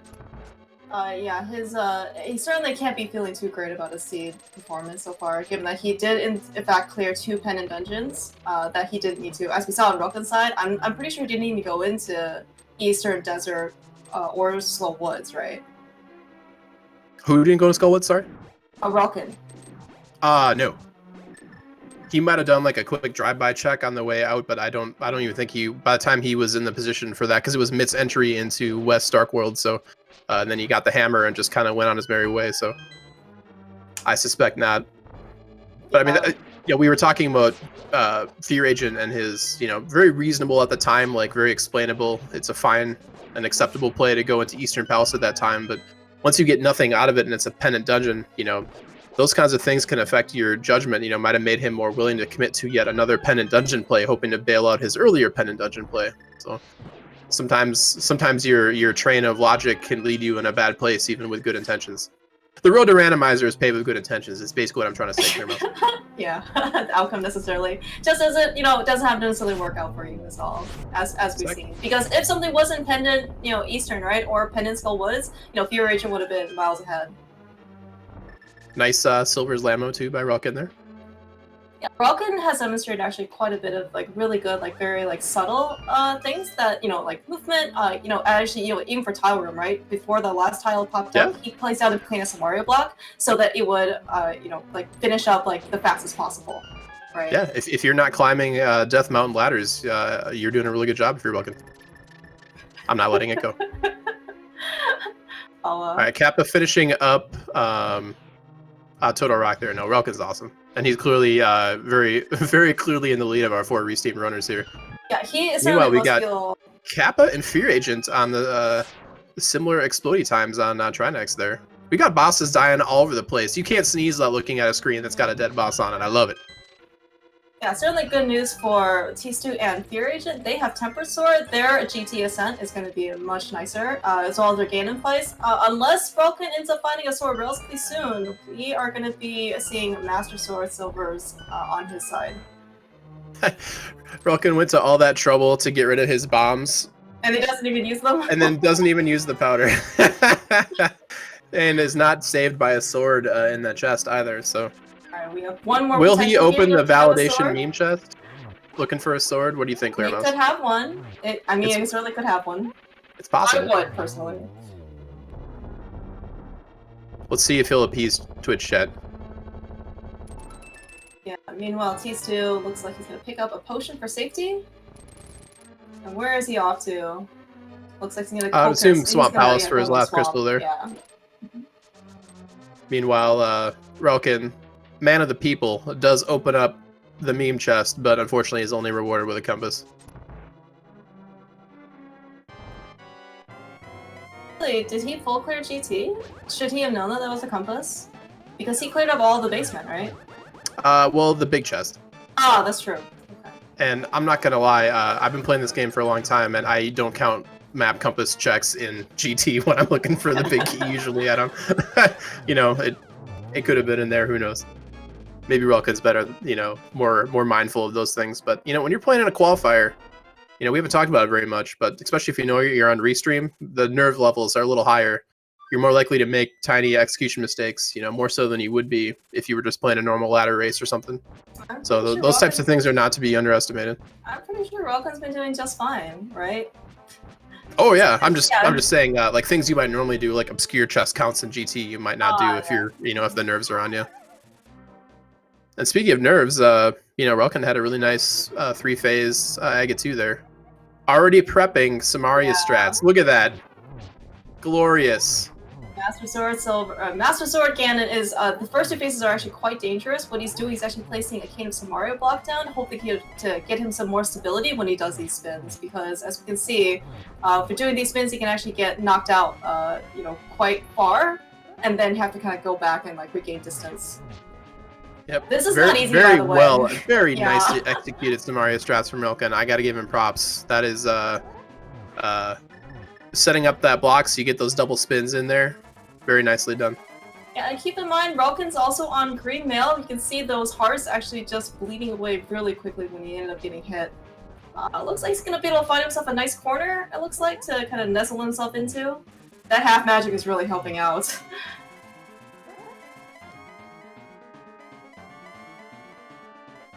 Alright, meanwhile, we got 2 runners in Mire looking for that big key. And T-Stew on his way, presumably to do a diver down. Yes, good work. Relkin has a really nice first 2 phases here of Ganon, already on the 3rd phase. Yep. Certainly the most dangerous parts are over. I'm going to go out on a limb here and say 3rd phase, most boring of phases for Ganon fight. Relkin hovering on the mirror, giving me a heart attack.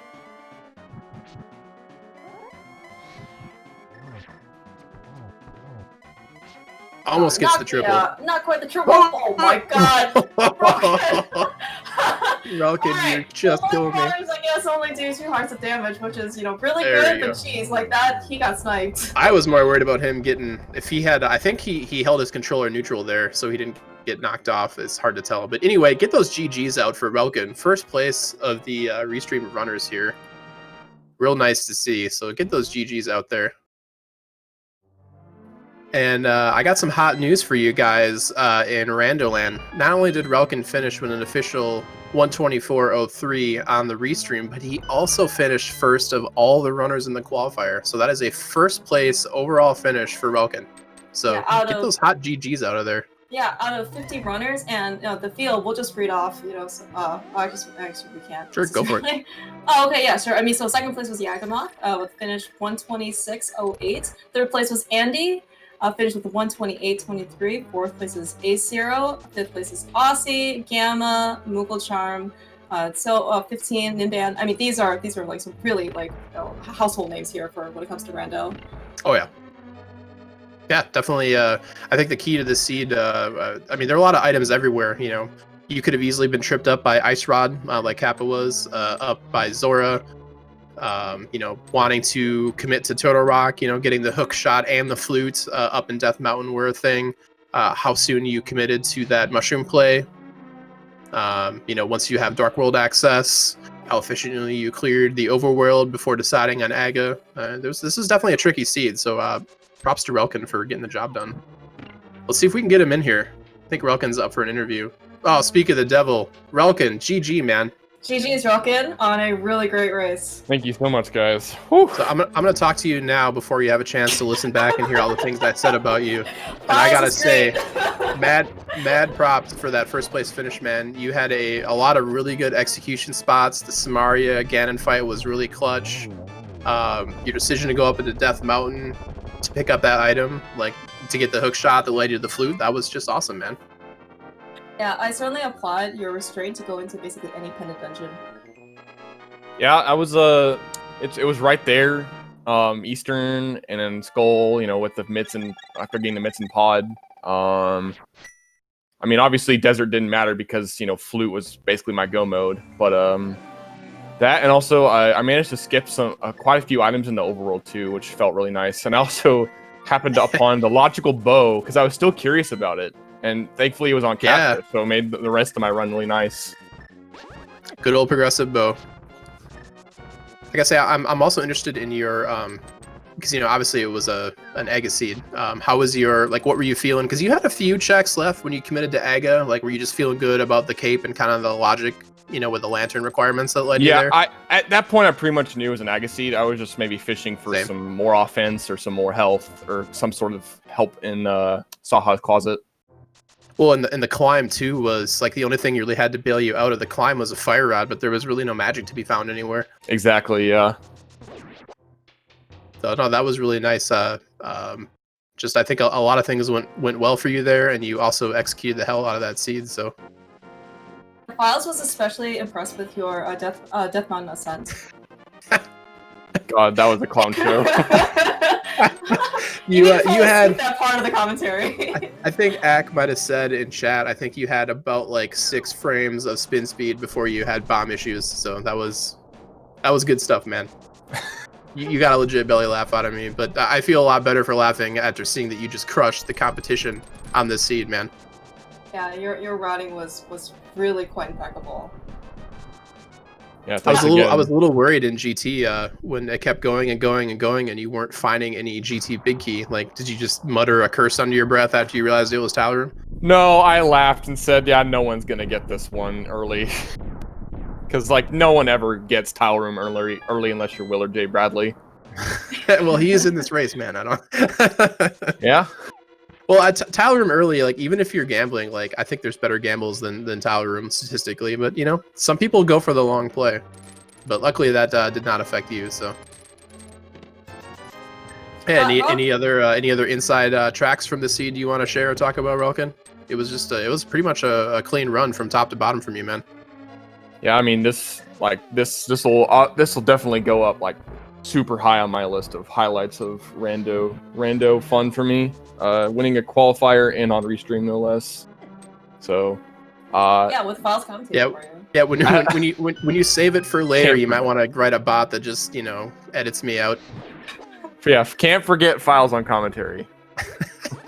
I was looking forward to your mustached evil twin, Relin, running here, but he didn't show. He was scared. He knew your power of first place. Oh, Relkin, I actually did have a question.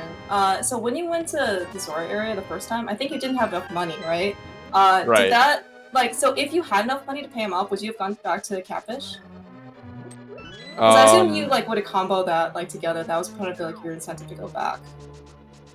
I was actually looking for Logical Bow when I went back to Catfish, and since I found it at Catfish, I just decided not to bother with Zora.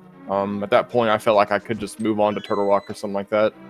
I was checking the enemies to see if they had dropped any rupees, and since I got 2 hearts in a row from the Zoras, I knew that I wasn't going to get any rupees from them.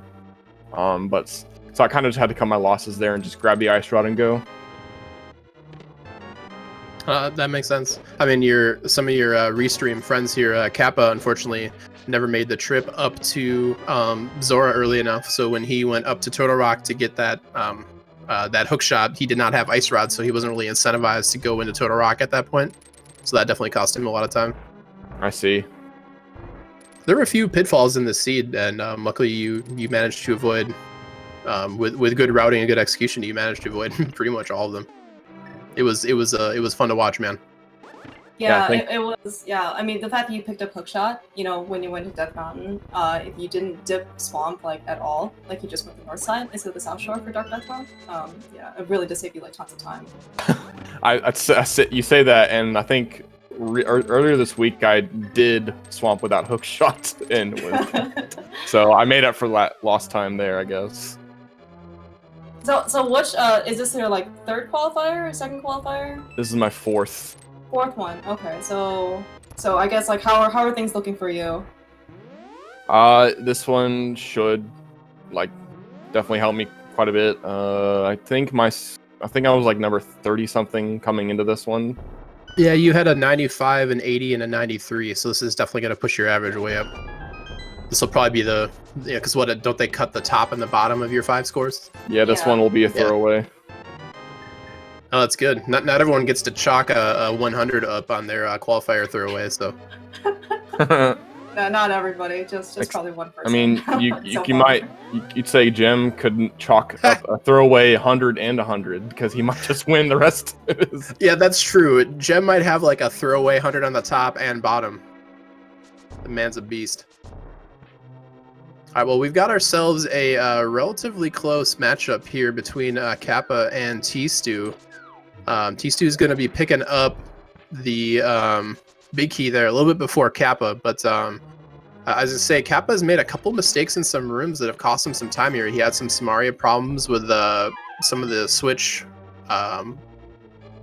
blocks. So we'll see if he's able to make up some time on the ascent, or if T-Stu is going to crush it all the way to the top here.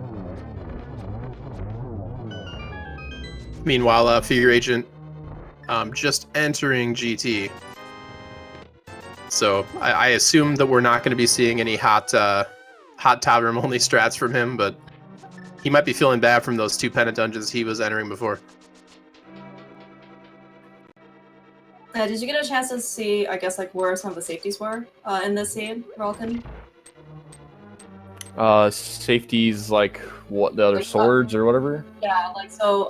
So it looks like there was a sword in Spiral Cave that I don't think you visited because you got your temper sword. You got your master sword at Hookshot Cave, and then the male upgrades were on Pendant Moth and the second chest in Swamp, like behind the bomb ball wall. So whatever you were looking for in GT, you probably weren't gonna find it.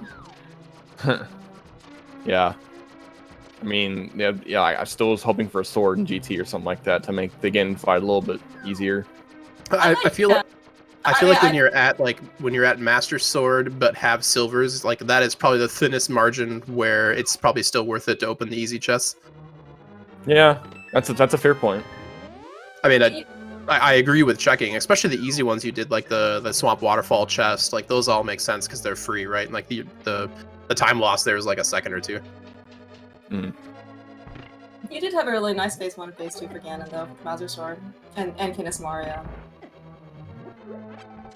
Yeah, I was glad that I grabbed half magic because the cape, like I basically had just enough magic for the entire fight to go smoothly and quickly. Yeah, it's hard to turn down half magic, like, especially when you're not like swimming in bottles with free potions or things like that. Mm-hmm. Well, and you used the free potion you got on the potion camera unlock, if memory serves, in Pod, right? So I mean that was gone. Yes, I did use that to speed up the pod sequence break. Good old progressive bow behind potion camera unlock. Yeah, that was certainly this is classic V31 rando when I saw that bow in the big chest of pod. Or wait, it was the other chest, but either way. Usually the classic V31 is when it's on full right side bow lock only, like it's in one of those 2 chests over there. Like that's when it tastes like V31. Yeah, which is a moist flavor. Call back to earlier.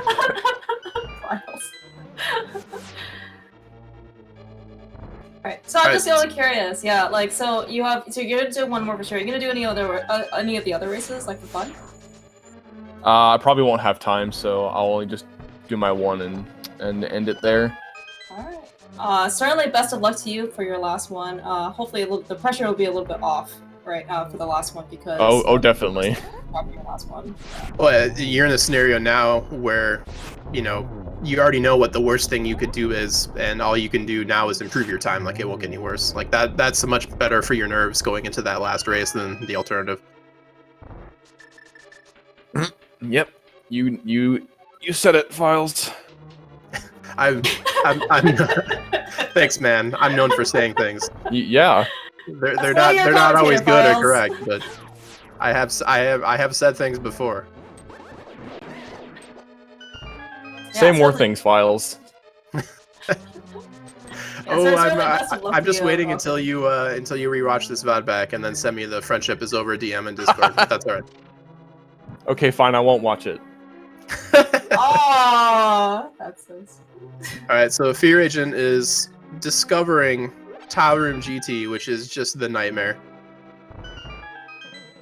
Nice triple from T-Stu there on the Aga. At least it's a nightmare that everyone had to go through, though. Yeah, that's true. Well, I mean, I guess by definition everyone has to, and I guess you could forfeit. But I don't think data put was in this breath. All right. So certainly hoping that you'll make groups and brackets, Rockin'. Oh, if you keep playing like you did today, I'm pretty sure you'll make it, man. Yeah. I mean, I think I'm pretty much in brackets with this 100 because, like, I can have a really bad, 5th one, and that'll just be my throwaway. My worst is an 80, so I think I'm fine. I wouldn't lose a lot of sleep over it, but I guess anything is possible. Just depends on how people crush the next few. Although we're at qualifiers, this is 9 of 16, I believe. So yeah, odds are good in your favor. Yes. I'd still race that 5th one though, just to No, I'm gonna do a 5th one. Don't worry. All right, I was just being your mom. Don't forget to take out the trash. All right. You should trust Files with numbers. He definitely covered me on this race. Don't let Clear Mouse count the number of qualifiers you're in though. All right, I'm gonna head out. Thanks for the commentary and restream, guys. I am. All right, sounds good, man. Going to GG's bed. on the great run. GG's. Thank you. Bye bye. All right, good show and good sportsmanship by Relkin there, nailing that first place victory. Meanwhile, we get to see T-Stew crushing that Ganon fight. He doesn't need to do any fancy tricks with his temper sword. He just gets to straight up like speed kill. Oh, just barely. Oh, he was so close to that torch glitch. A little less. Fire Rod torch glitch was really hard, in my opinion. Yeah, it's not free. Powder does not light the torch though, unfortunately. I've done that exact thing many times myself. Oh no! Oh my gosh. Okay, I thought T-Stew was gonna fall because I thought the fire bat hit him, but I'm really glad that he didn't. Yeah, if you don't hold any directions, like if you keep it neutral when you're about to get hit, which is really hard to do mentally, you will not fly anywhere. So, good job for T-Stew keeping a level head and finishing up that fight there. Yeah, with Temper Sword, he definitely had a much easier time fighting Ganon than Roken did, although Roken made Master Sword Ganon look super simple. So yeah, T-Stew finished 12th out of 50. Second in our restream here with 138.32. So GG's to T-Stew. It looks like Kappa is gonna shortly follow suit here with only Master Sword, just like Roken. He's gonna take you can kind of see the difference time here that like Samaria strats make. You can see that he got, oh no, Kappa. Oh no, yeah. Blue mail is not gonna be enough for only 3 mean, oh good, he has a fairy. I'm pretty sure he had a fairy, but I didn't want to say it and be wrong like we were counting things. You can count, Files, don't worry. You just shouldn't trust what I count, is all. Clear Mouse is going to get all Happy Gilmore on me and be like, you can count on me, meaning you in the parking lot after commentary. Speaking of meeting us for commentary, we're joined by T-Stew. T-Stew, congratulations, man. 2nd place on the restream. GG's, T-Stew. Yeah, thanks, Oh, you're a little quiet there, man. We didn't quite hear what you said. Oh, yeah, GG's. Oh, yeah, awesome. Yeah, so I gotta say, you get done with that seed, and you find yourself in a scenario where you've got Tile Room GT Big Key, and you're already feeling pressured on time. Like, what was going through your mind in that GT there? I was just hoping that I could finish as possible, try to get a good time. Yeah, definitely. Well, you ended up 12th out of 50 here, which is a pretty solid time. There were a lot of really strong runners that you managed to beat here, so congrats on that. Thanks. So I think this is your 2nd qualifier, if memory serves. I think you had a 91 out of 100 in your previous one. Yeah, this is my 2nd race. Nice. So yeah, you're setting yourself up now. You were only let's see here, like 14 minutes behind first. So I'm no statistician, but I think you'll be reasonably happy with your score here. But you'll still have to, if you continue to perform like this in your future qualifier runs, I think the odds are pretty good in your favor. Well, this should be at least a mid-80s. This one, I'm pretty happy with this run. Yeah, definitely. I mean, there are a lot of little tricky things here, like the ice rod location in Zora. How soon you elected to get, the mushroom, which had the mitts. So it was definitely an interesting seed one way or the other. That's for sure. I want to say that at least like between the 4 restream runners, you were, I think, the last one to turn the mushroom. Like that wasn't like your first thing that you did when you got into Dark World. Yeah, I kind of forgot all about the mushroom. Well, that might explain some things. Yeah, because I think you went straight to Pod. Is that right? And you didn't have enough money, right, to pay out Kiki, so you went to Easter instead. For the money. Right. Yeah, I mean, and that's a pretty reasonable play, to be honest with you. And it looks like we're also joined in the room here by Plasma Capo. Congrats, Capo. Yeah, GG's. Looks like Plasma Kappa finished with 17th place, 3rd place in our overall restream. 13th was Willard J. Bradley, then Killer App, Duran, Joss, and Sauce, and Plasma. Yeah, congrats, man. Do we need to send help? Yeah, if you're talking, we can't hear you. But yeah, Tistu, to finish what we were talking about earlier, I think what really turned it around for you is you ended up going to Turtle Rock and Death Mountain before some of the other runners, and that really got you in a good position with Go Mode into that seed. So that was a real strong play. Yeah, pretty much that seed was get Hammer and then just go to Death Mountain, and then there's your Go Mode. You were also somewhat fortunate. At least I think between all these runners, you were I want to say the only person who actually had Zora money had to pay off Zora. So you didn't at least have that weight on your mind, because a lot of other people had to abandon it. Yeah, I had to get money from the crabs to do Zora. The old crab Zora money trick. I gotta say, when you got done with Turtle Rock and you only had, I think you only had one medallion, or did you have Bombos? I can't remember, but you weren't sure if Misery Mired was Go Mode really until you got in there. Like, were you worried you were gonna have to keep digging after that, or?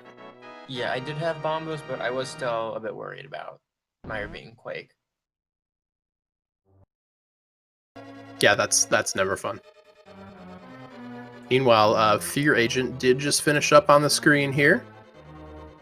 Looks like he finished up with a 143.37, good for 23rd place. Still in the top half, so quite respectable given that he decided to. I mean, he ended up doing 2 pendant dungeons as well. Speaking of, hi Fear, GG's. GG's Fear. And that seed was sus.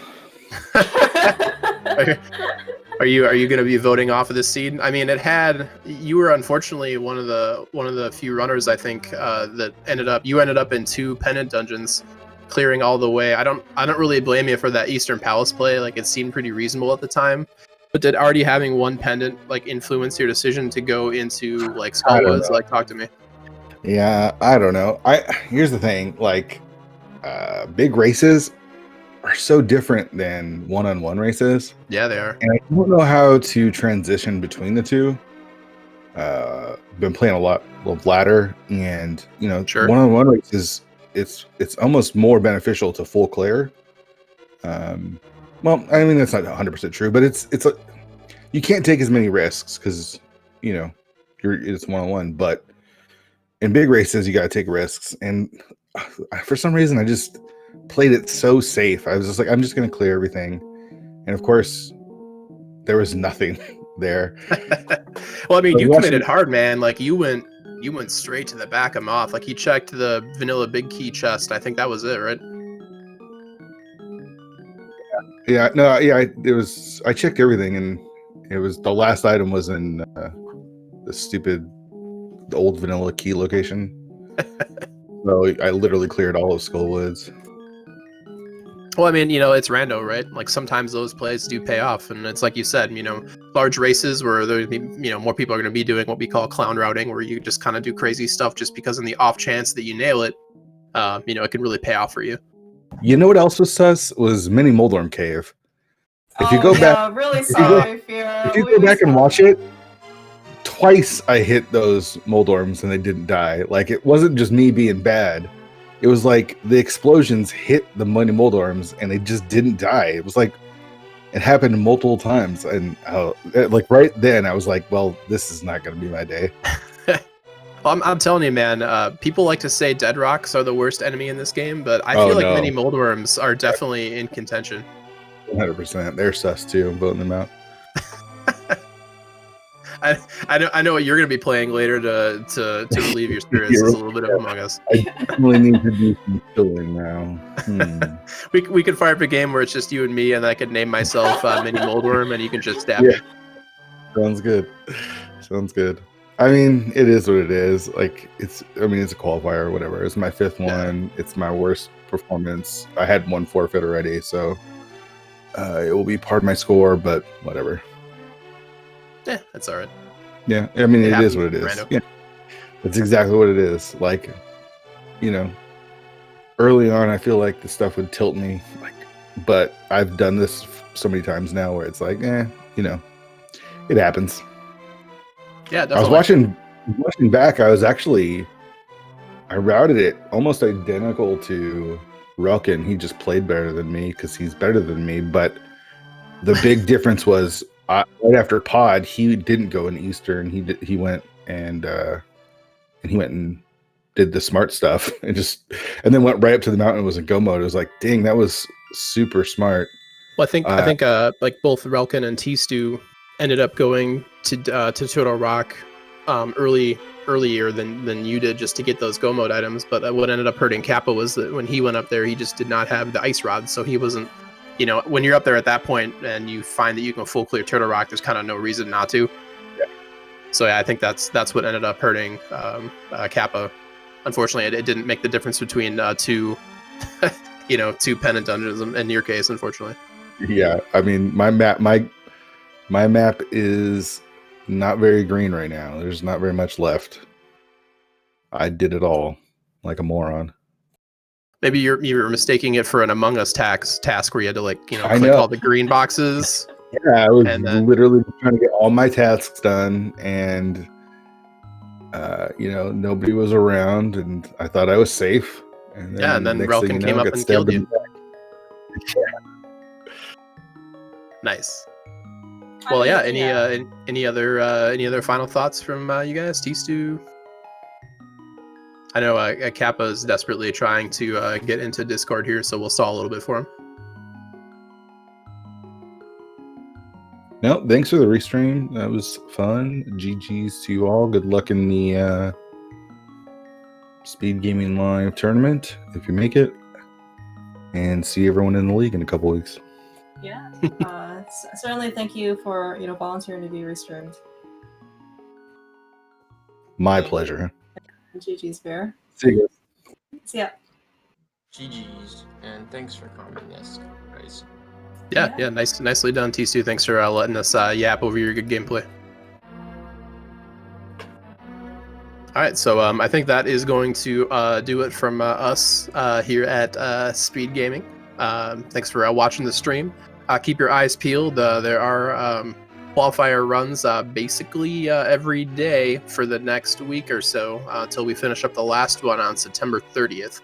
So between that, the dailies, there's plenty of cool things to watch here on Speed Gaming.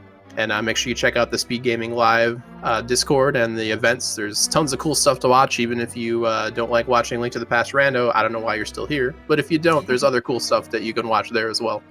So make sure you check it out. I want to give a big thanks to my co-commentator, Clear Mouse, and for Duo and Drossi for helping us out with tracking.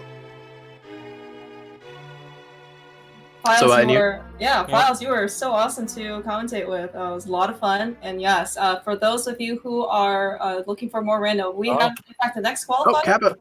What? Oh. Kappa, are you there? Oh my gosh, wait. Are you here? Sorry about that. Oh, he's in. Yay. Okay. Dude, Kappa, I feel like the story of your run through this scene was the case of the missing ice rod. Okay, yes. Well, I don't like leaving one thing in there, so my solution to that is leaving two things in there. So it's like, okay, I'll go back there faster. Yeah, well, I mean, it's not a bad play, right? Like, you play enough of these seas, because it's easy to trick yourself into going into Zora and leaving one item and being like, I'm never going there. So if you leave two there, you feel like you're going to get back there, like, faster, right? Oh yeah, but then it's like, oh, well, I could go to Zora right after Ice Palace, but this is probably my best chance to finish off Pod without the flu, so I'm just going to go do that instead and hope it works. It didn't work, by the way. P.S. did not work. Well, I mean, you didn't fall into the trap of going all the way through Eastern, and you managed to avoid like the Skullwoods play that your friend Fear Agent did. So could have been worse, I guess. Also could have been better.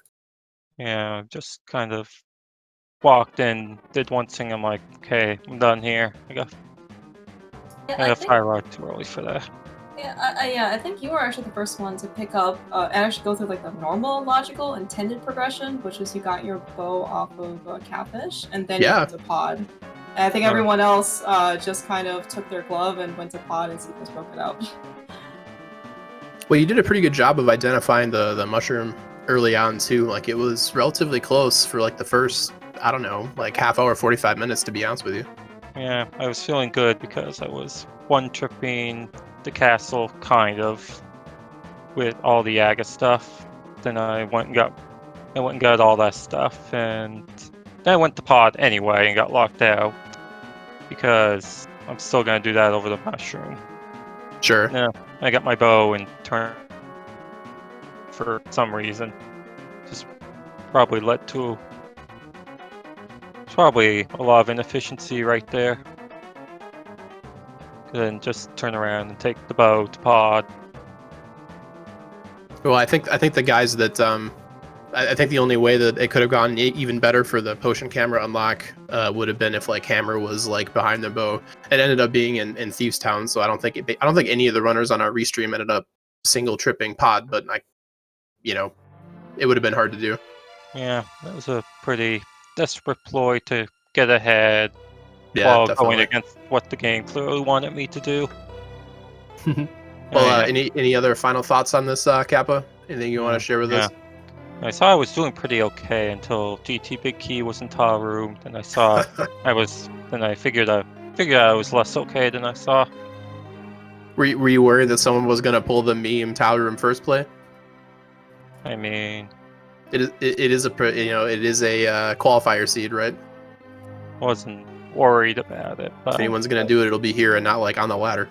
thing is, Relkin was finished ahead of me before I even got there, and was like, I don't think I'm doing terribly for some reason. So he clearly didn't do tile room first, so I'm not going to. Oh, fair enough. All right. Well, again, thanks for letting us restream you, Plasma Kappa. It was a pleasure to watch you run. Yep. Thank you for putting up with Discord's audio settings.